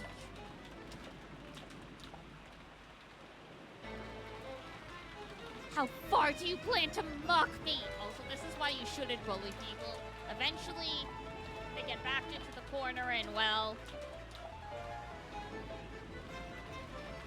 If you want to argue back, go ahead. That's right. Try explaining it right here, right now. If you do, I'll apologize for suspecting you. How did Father manage to get out from that closed room? I cannot explain, and there's no need for me to do so. Really? Then let me explain it. Let's take the best parts from my perspective and yours and come up with a more friendly explanation. I'll believe what you said about Father still being in his room this morning. However, the next time the door was open, Father wasn't there. Don't have any objections so far, right? I have no desire to hear anything more that you have to say. Shut your frivolous mouth. Ma'am, you need to chill the fuck out.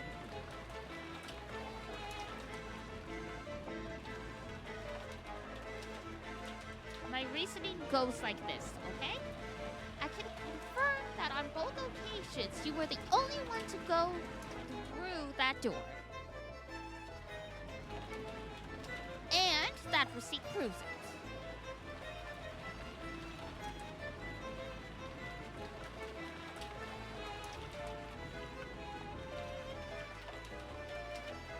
So, what's the answer to the puzzle of how Father left the room? The window! He was sent out the window. Nasuhime-san, you threw Father out of the third-story window of the study into the courtyard? Madame, please endure it! Eva-sama, please stop this! After that, when you left and said you were going to check the doors and windows, you took Father's corpse, which has fallen into the courtyard, and hid it. That was probably when you took some measures to fake the time of death, right? That ties in with the case regarding Klaus Nissan and the rest, also the case regarding Beatrice last night. There's a really good chance we've got a reason to suspect Nasuhi-san in all those cases. Y'all are freaking crazy to be saying all this to the one and only person holding a weapon.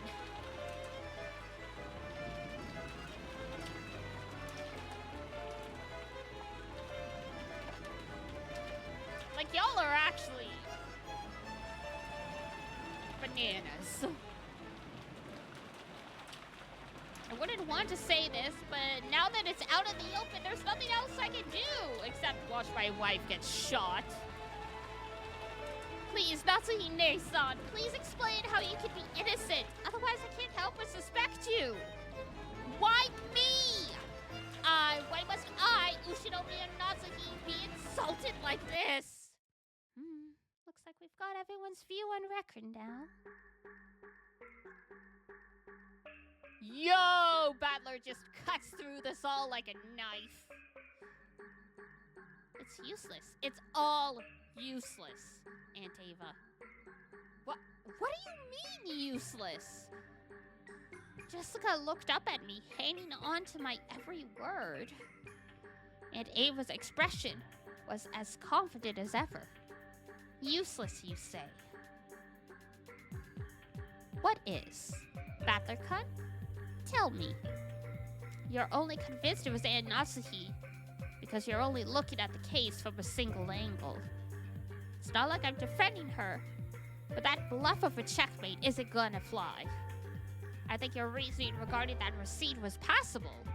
It's not a bad thread of logic, but I'd only give it a grade of 65 at best. If this were an exam, that'd be bad enough to get you extra lessons in detention, right? Getting a 65 gets you extra lessons? Damn.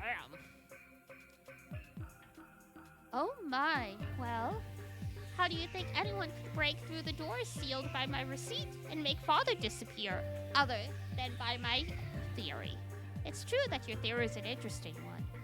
And if you could say for sure that there was no way to make grandfather disappear, then you probably would be able to prove that the last person to see him, Aunt Natsuhi, was guilty.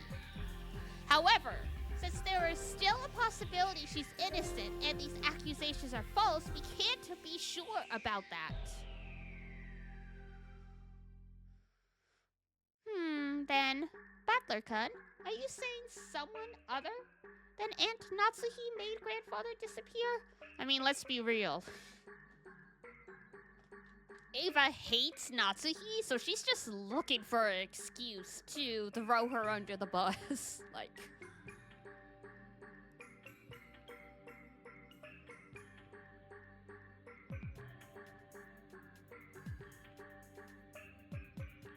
She might be right to some extent, but she is just jumping at every opportunity.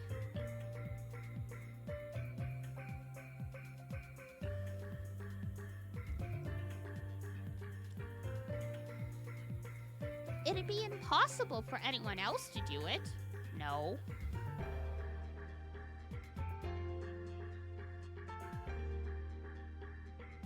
My receipt proved that, right? Ma'am, you know how many detective stories have that trick? And the person ended up seeing it and put it back?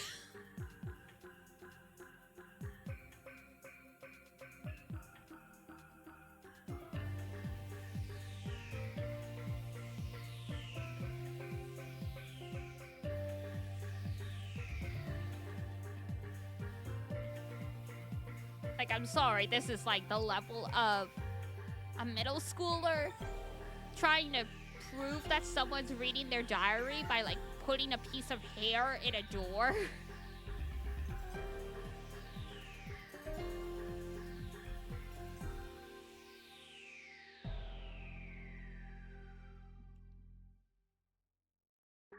After the first time she visited that study, and until the second time when we visited together, the study was a perfect closed room, and when the seal was broken on the closed room, he was already missing. If that doesn't prove she's the culprit, what kind of trick could they have used?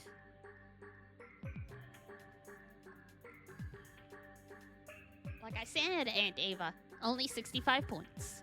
So let's try spinning the chessboard around, shall we? The question isn't how someone managed to make grandfather disappear from the outside. We should think about how grandfather disappeared from the inside. Door had the receipt stuck in it, so it couldn't have been used.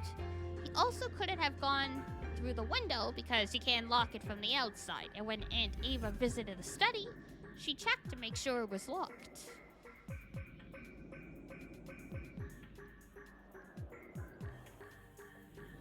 Grandpa's under the floorboards or something. At that point, the study really was a closed room. We have to accept this. However, the study didn't remain a closed room forever.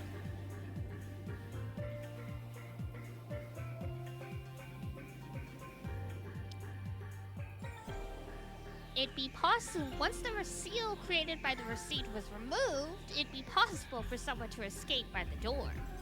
In other words, the question isn't how Aunt Natsuhi made grandfather disappear. We need to think about how he was able to escape. Grandfather's study isn't an ordinary study, right? According to Genji-san, there's a toilet and a kitchen and even a bedroom, almost like a little house. For example, what if he was hiding under the bed and the two of you only thought he was missing? And Ava, even you didn't check that far, right? And then the two of you went back down the stairs thinking he wasn't there. At that time, the receipt was already gone.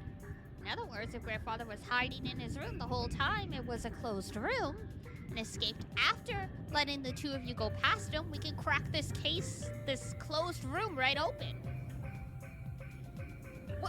What are you talking about? Once again, you just really want Natsuki to be guilty. Because you hate her. Why would Father need to escape the room in such a bizarre fashion? Don't be so absurd. Yeah, it might be absurd. However, it still shows that there's a possibility Aunt Natsuki is being falsely accused. Your receipt wasn't perfect. In chess, we might call that check, but it isn't checkmate. But the thing that really pisses me off is how you're pressuring Aunt Natsuki to explain it, then claiming she must be guilty if she doesn't. If you want to go down that road, then why don't you let me, Ushinomiya Battler, spin the chessboard around one more time? And Ava, according to your own argument, you must explain to us why you and Uncle Hideyoshi couldn't have killed those 6 last night and then casually returned to the guest house.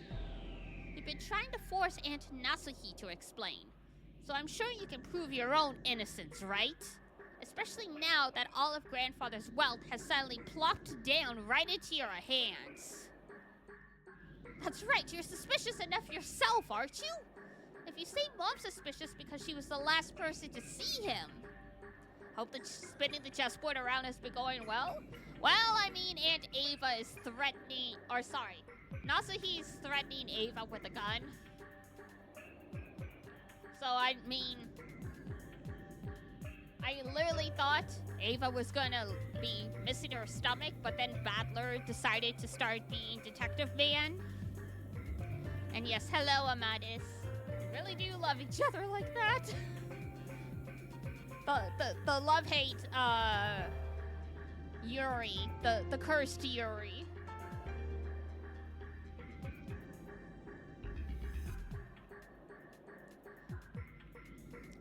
Just like Battler said, prove that you two weren't the ones who killed them. Mother, I also think your reasoning was a little overeager. I'm sure the receipt was an important hint. But like Battler-kun said, that's not enough to prove that Aunt Natsuki was responsible for some plot.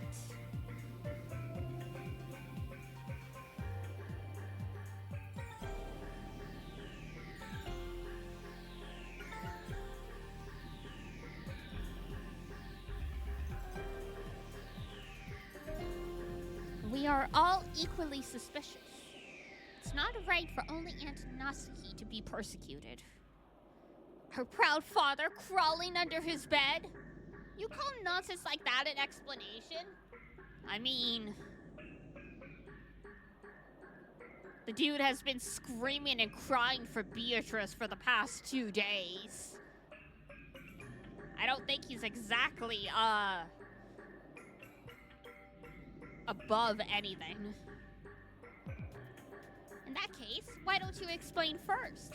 Who killed those 6 and how? And then try showing us proof that you weren't involved. Uh-oh.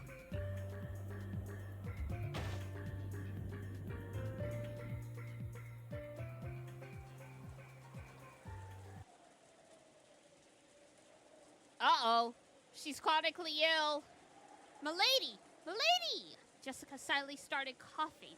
At first, I thought she was just choking after yelling too loud, but before long, I realized how painful it looked. Jessica kept coughing and choking down on her hands and knees. Jessica, hang in there! Dr. Nanjo! Jessica, your inhaler, quickly! No, wait, I have one with me. Dr. Nanjo pulled a bronchodilator inhaler from his own bag, which was lying on the sofa, and handed it to Jessica. Come to think of it, 6 years ago, didn't Jessica sometimes break into violent coughing fits and have to use that? Oh, she's got asthma. Relatable. I fortunately mostly grew out of it when I got older, but if I get a really bad cold and it's in my lungs, then I have a real bad time. And sometimes if my allergies are bad enough, I also have a really bad time.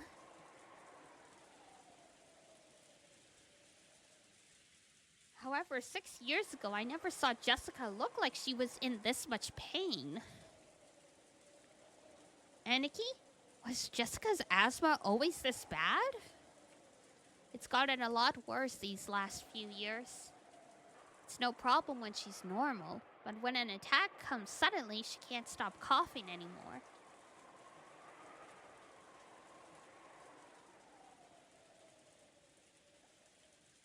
Milady, your medicine. Here.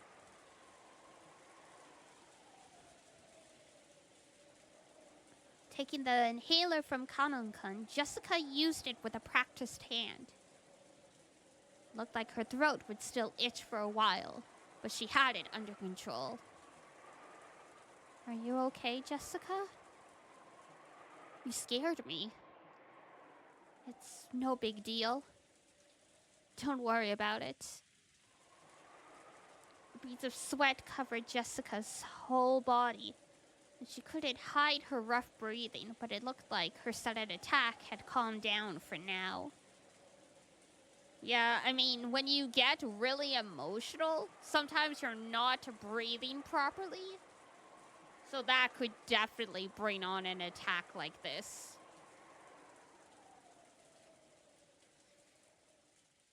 Because that's why, you know, sometimes when you have asthma, you'll get an attack while exercising. It's because you're not breathing right.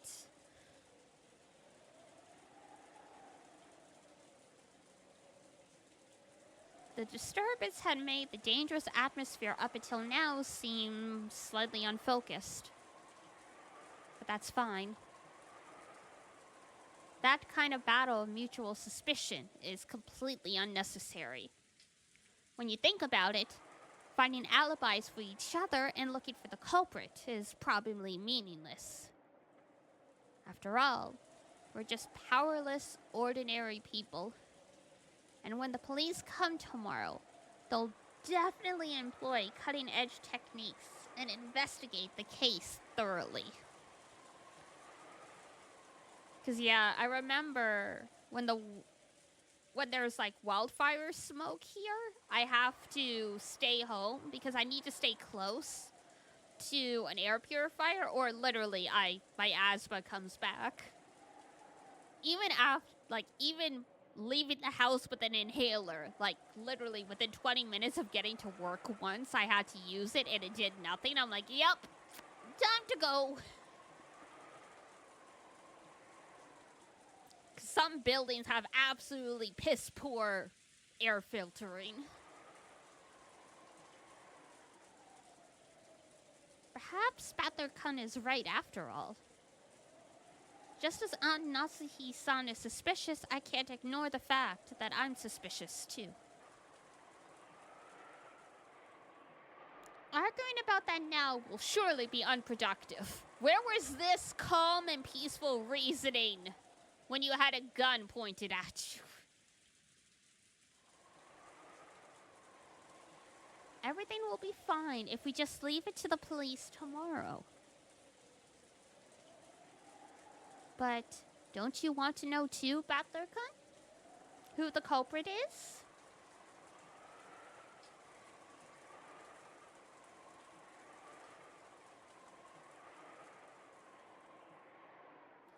I mean, probably, but also, does it really matter that much?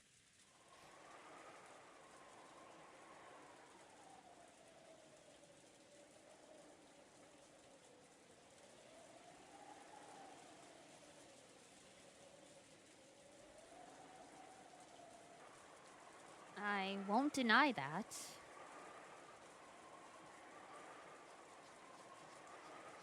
Even one day would be too long to let the wonderful bastard who's behind this go. But that doesn't mean I want to suspect one of the 18.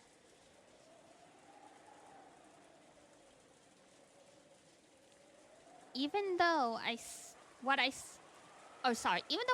what I said earlier, I don't even want to suspect you, Aunt Ava. To me, you're an awesome aunt who's always fun and playful. I don't want to trade insults with an aunt like that. I wouldn't want to do that with anyone here. Right? Everyone? I feel the same way as Battler-kun.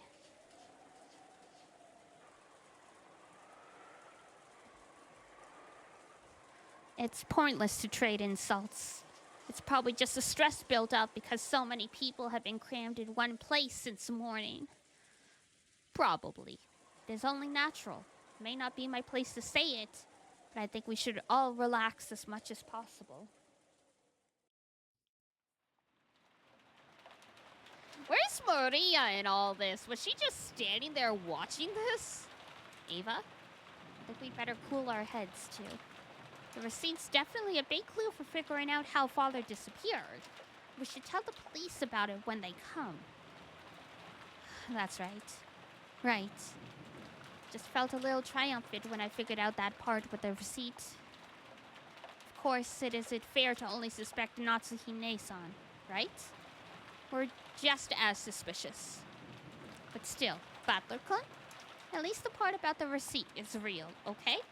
Don't forget it. And try thinking deeply about what it means one more time, okay? Aunt Ava and Uncle Hideyoshi stood up. It looked like they planned on leaving the parlor. In the end, it's pointless for us to keep playing detectives. After all, the police will reveal everything anyway. That's right. Even if we don't play this detective game, the typhoon will pass. And when those lively seagulls return to the harbor,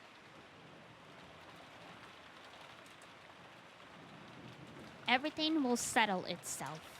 That's right.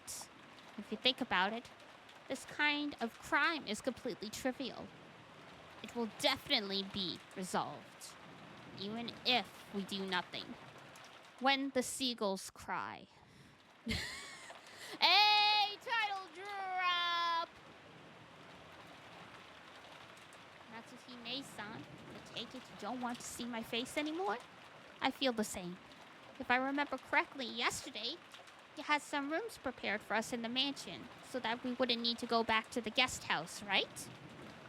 Those should each have a bath and a toilet, as well as a lock and chain to secure the door. There's even a bed to lie on, and my husband will be able to watch TV without having to fight with Maria-chan over which channel to watch, right? Do whatever you want, but make sure to be cautious. Thank you, Nei-san. And mind your own business. I'll be counting on you to keep an eye on everyone, okay? Because the culprit is definitely here. And Nei-san, make sure you don't forget to keep an eye on yourself, too. Have you finished taking your parting shots? Yes, I'm finished. See you, Nei-san. Genji-san, let us know when it's time for dinner.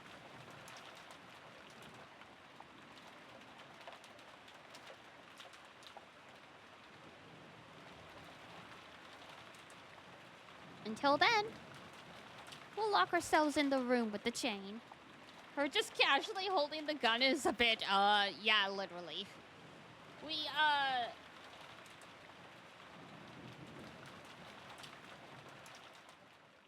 We got past the point where everyone was about to shoot each other, but, she is not putting that gun down. Genji, Kanon, escort them to the guest room.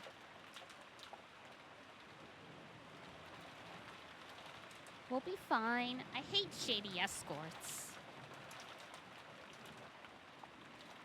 In fact, I'd be more comfortable if nobody leaves this room until we reach ours.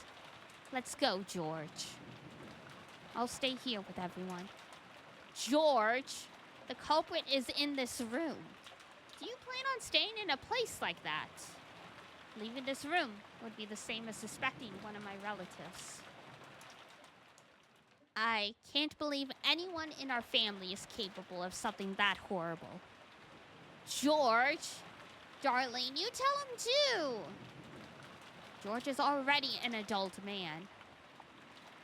If his code tells him not to leave this room, then it's up to him. Let him do what he wants. Father? Aunt Ava and Uncle Hideyoshi left. The only voice that called after them was the sound of the rain.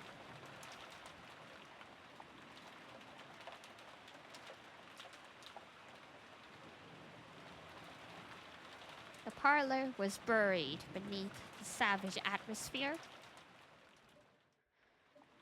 When I looked at the clock, I was surprised to find that it was already evening.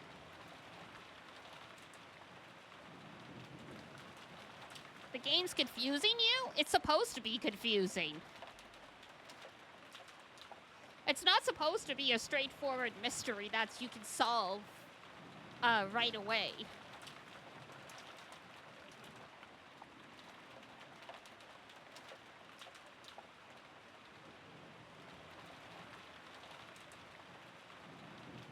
But what if particular is confusing you? I can maybe try to explain. Had we really spent that much time worrying about needless things, talking with each other, fighting with each other?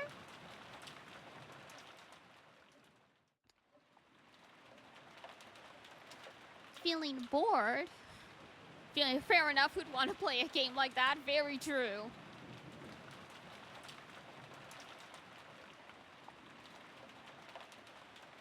And I mean, the author is famous for having completely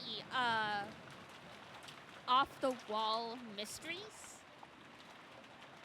Where, like, 95% of the time you think this has got to be supernatural, but also there's a very logical, scientific reason for all of it. But at the same time, they never fully do away with the possibility that something supernatural was involved.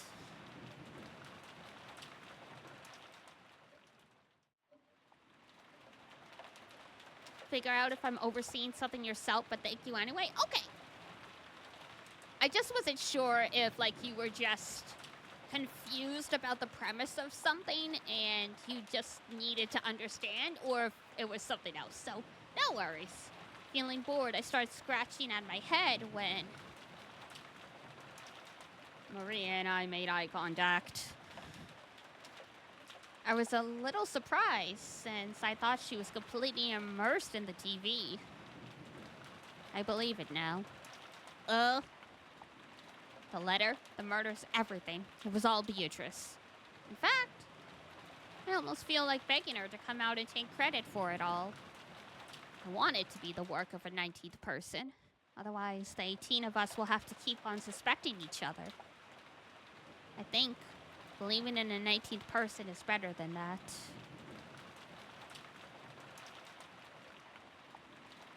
Bringing grandfather outside without opening the doors or windows must be a piece of cake for Beatrice, right? Maria, after taking a single short breath, hung her head and then raised her face again. Oh, there she goes! That's right! Locking a door is useless against a witch. Beatrice is familiar with all 72 demons. The 33rd ranked gap gives the power to instantly carry the desired person to any location. To her, taking a person outside of any closed room isn't hard at all, you see?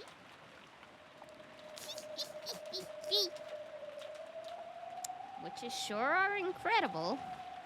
Tell her, if she feels like committing another crime, to do it in a way that no human could. And make me believe that a 19th person, no, a witch, exists. Okay. If I meet her, I'll tell her. Thanks, you fucked up child.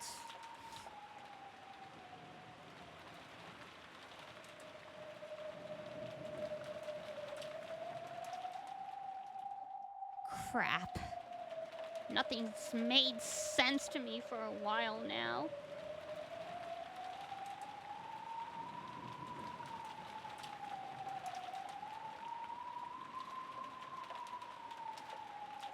Just when I want to believe in a 19th person, I deny it. And just when I want to believe there are 18 people, I deny that too.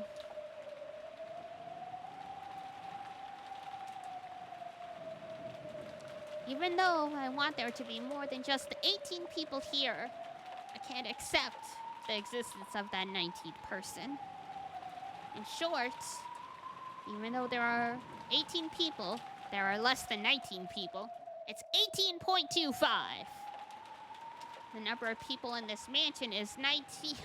Oh, God. We're getting into equations. 19 is less than X, but greater than 18.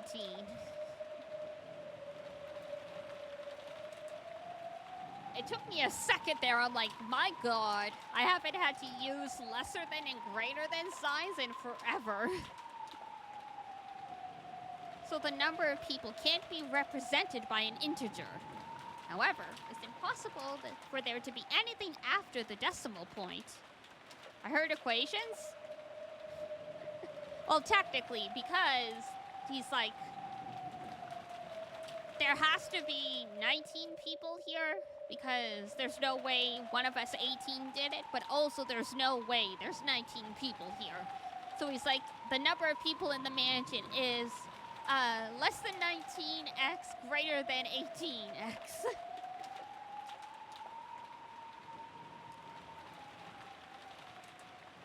Use it to mean better than? I mean, yeah.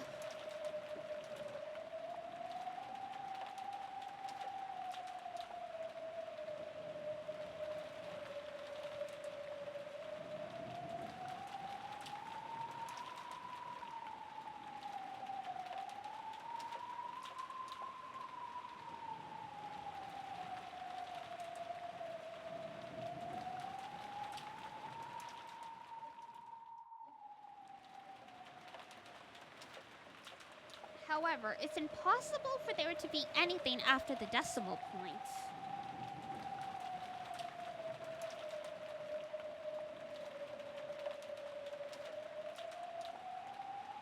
You shouldn't be able to show the number of people with anything but an integer. And yet, more than 19, less than 18.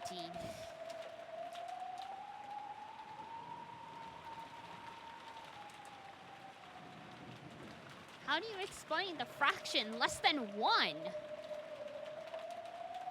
Someone's got a secret identity. It's no wonder that 19th person was something that couldn't be seen.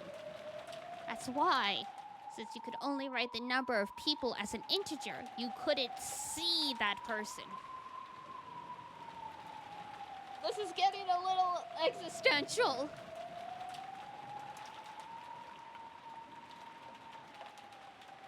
We were like, the witch is invisible. No, she's just not a whole person. The witch cannot be seen because Beatrice has no body. Therefore, she is invisible. She is just a concept. She only exists as an idea in your head. And you think hard enough about her and she becomes real because you influence the universe through the morphogenic fields. It's only gonna get more from here? Oh yeah, I figured. Higudashi gets absolutely bananas before it even starts making an iota of sense.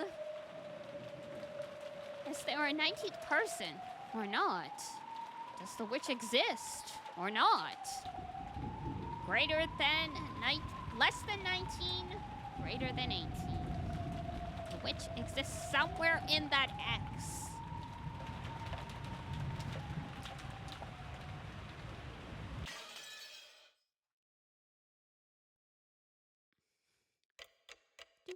And now it's 7 p.m. It's time for dinner.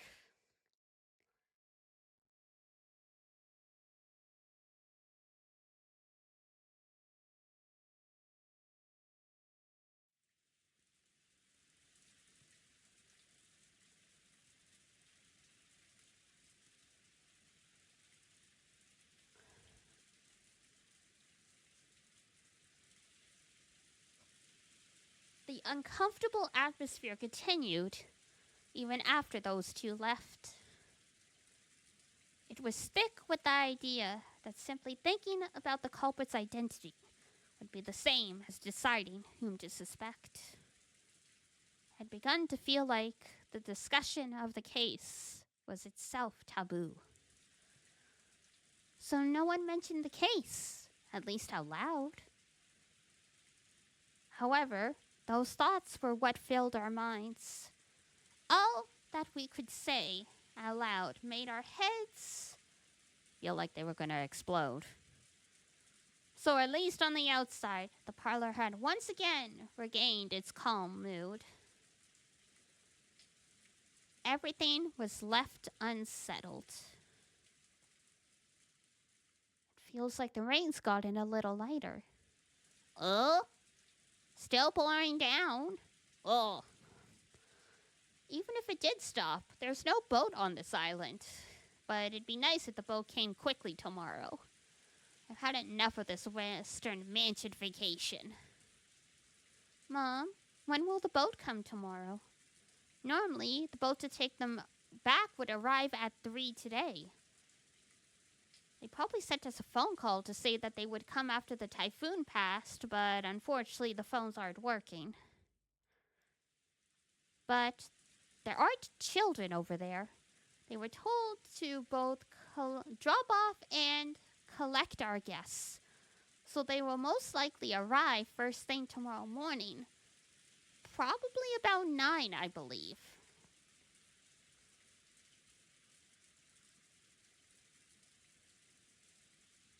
It was completely black outside.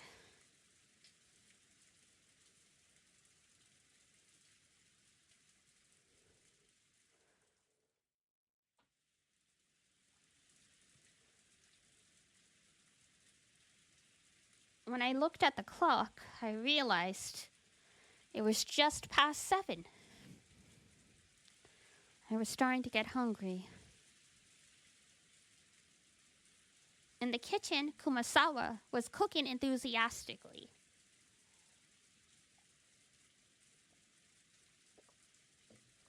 She had laid out a variety of dishes, and while they didn't match the level of Goda's artful cooking, they were still quite gorgeous. It was an act of kindness from Kumasawa, who was trying to enliven everyone's low spirits with some food.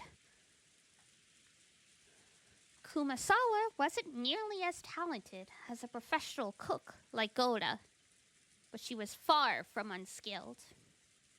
On the contrary, since she had been brought up in a fishing village, the simple food she created was sometimes highly praised. Kanon arranged the food Kumasawa had finished creating on plates under her direction. Kanon also helped in the kitchen sometimes, but since he was rarely placed in that role, he was slightly awkward, even though he tried his best.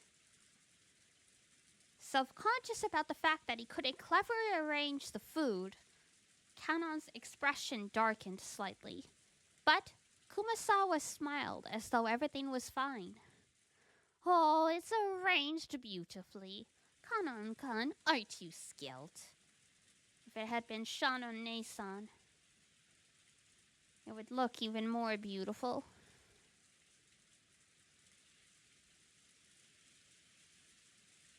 Kanon stopped arranging the food a bit and hung his head.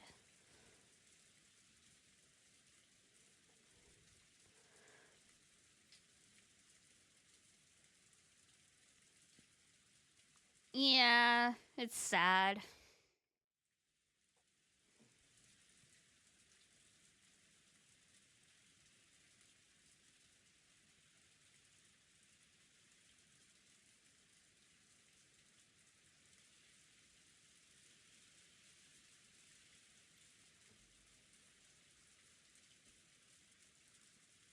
Shannon was the one who always assisted Kumasawa in her cooking. Tonight, Kanon was doing it instead. And he remembered Shannon's face and her brutal end. He grimaced.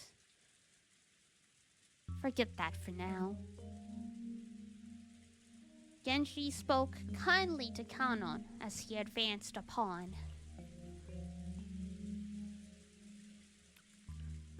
Nanjo had escaped from the parlor once the mood had grown sour.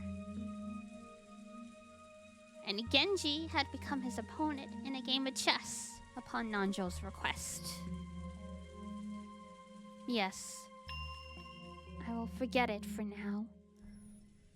Indeed, that is probably for the best. Genji purposely refrained from facing Kannon as he spoke. He did so because he understood that it might make things tougher on Kannon if he noticed that someone was looking at his eyes. Nanjo also understood that and held back any thoughtless words. I wonder where Kinzo-san has gone. I hope that he is safe, but I do not know. However, I believe everything has proceeded as the master has hoped and arranged for. To distress that would exceed my role as furniture in service to the master. Aren't you scared, Genji-san? I am frightened that something bad will occur again tonight. I have nothing to be afraid of. I serve the Ushinomiya family, and that is all. Nanjo sighed through his nose and made a carefully considered move. Nanjo was very slightly dubious. Could Genji possibly be thinking that he'd be left out of this? He couldn't even imagine what was happening inside this mansion. But he definitely couldn't deny the possibility that Kanjo had devised something. If he likened this island to chess, Kinzo had opened the game, and as a result, 6 pieces had been defeated. Could it be that Genji was calm because he believed he alone was on the outside of the chessboard, and therefore safe? Nanjo thought about it. Isn't everyone just a piece on this chessboard, lined up equally, without any exceptions? Was it even Genji, who had gained more of Kinzo's trust than anyone? No, who was confident of his position as Kinzo's only close friend. Just another one of the pieces laid out on the chessboard? Genji-san, I am truly frightened about tonight. I hope, with all my heart, that we will still be safe when tomorrow morning comes.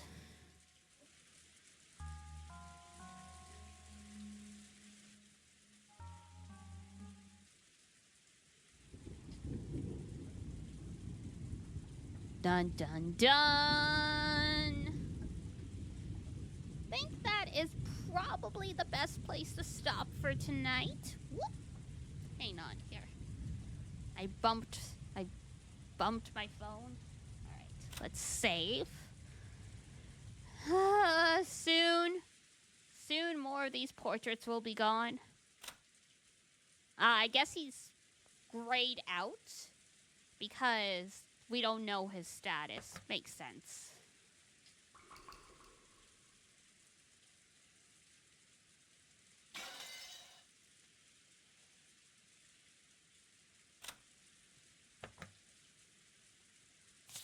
And the witch's letter. Okay. Nothing new has happened in the chips. Oh my god, the sound of the glass breaking. Please stop.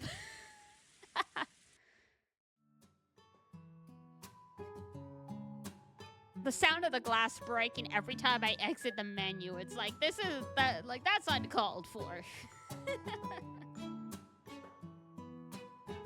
Alright, speaking of mysteries, tomorrow we are gonna be playing some Ace Attorney. Some Ace Attorney investigations.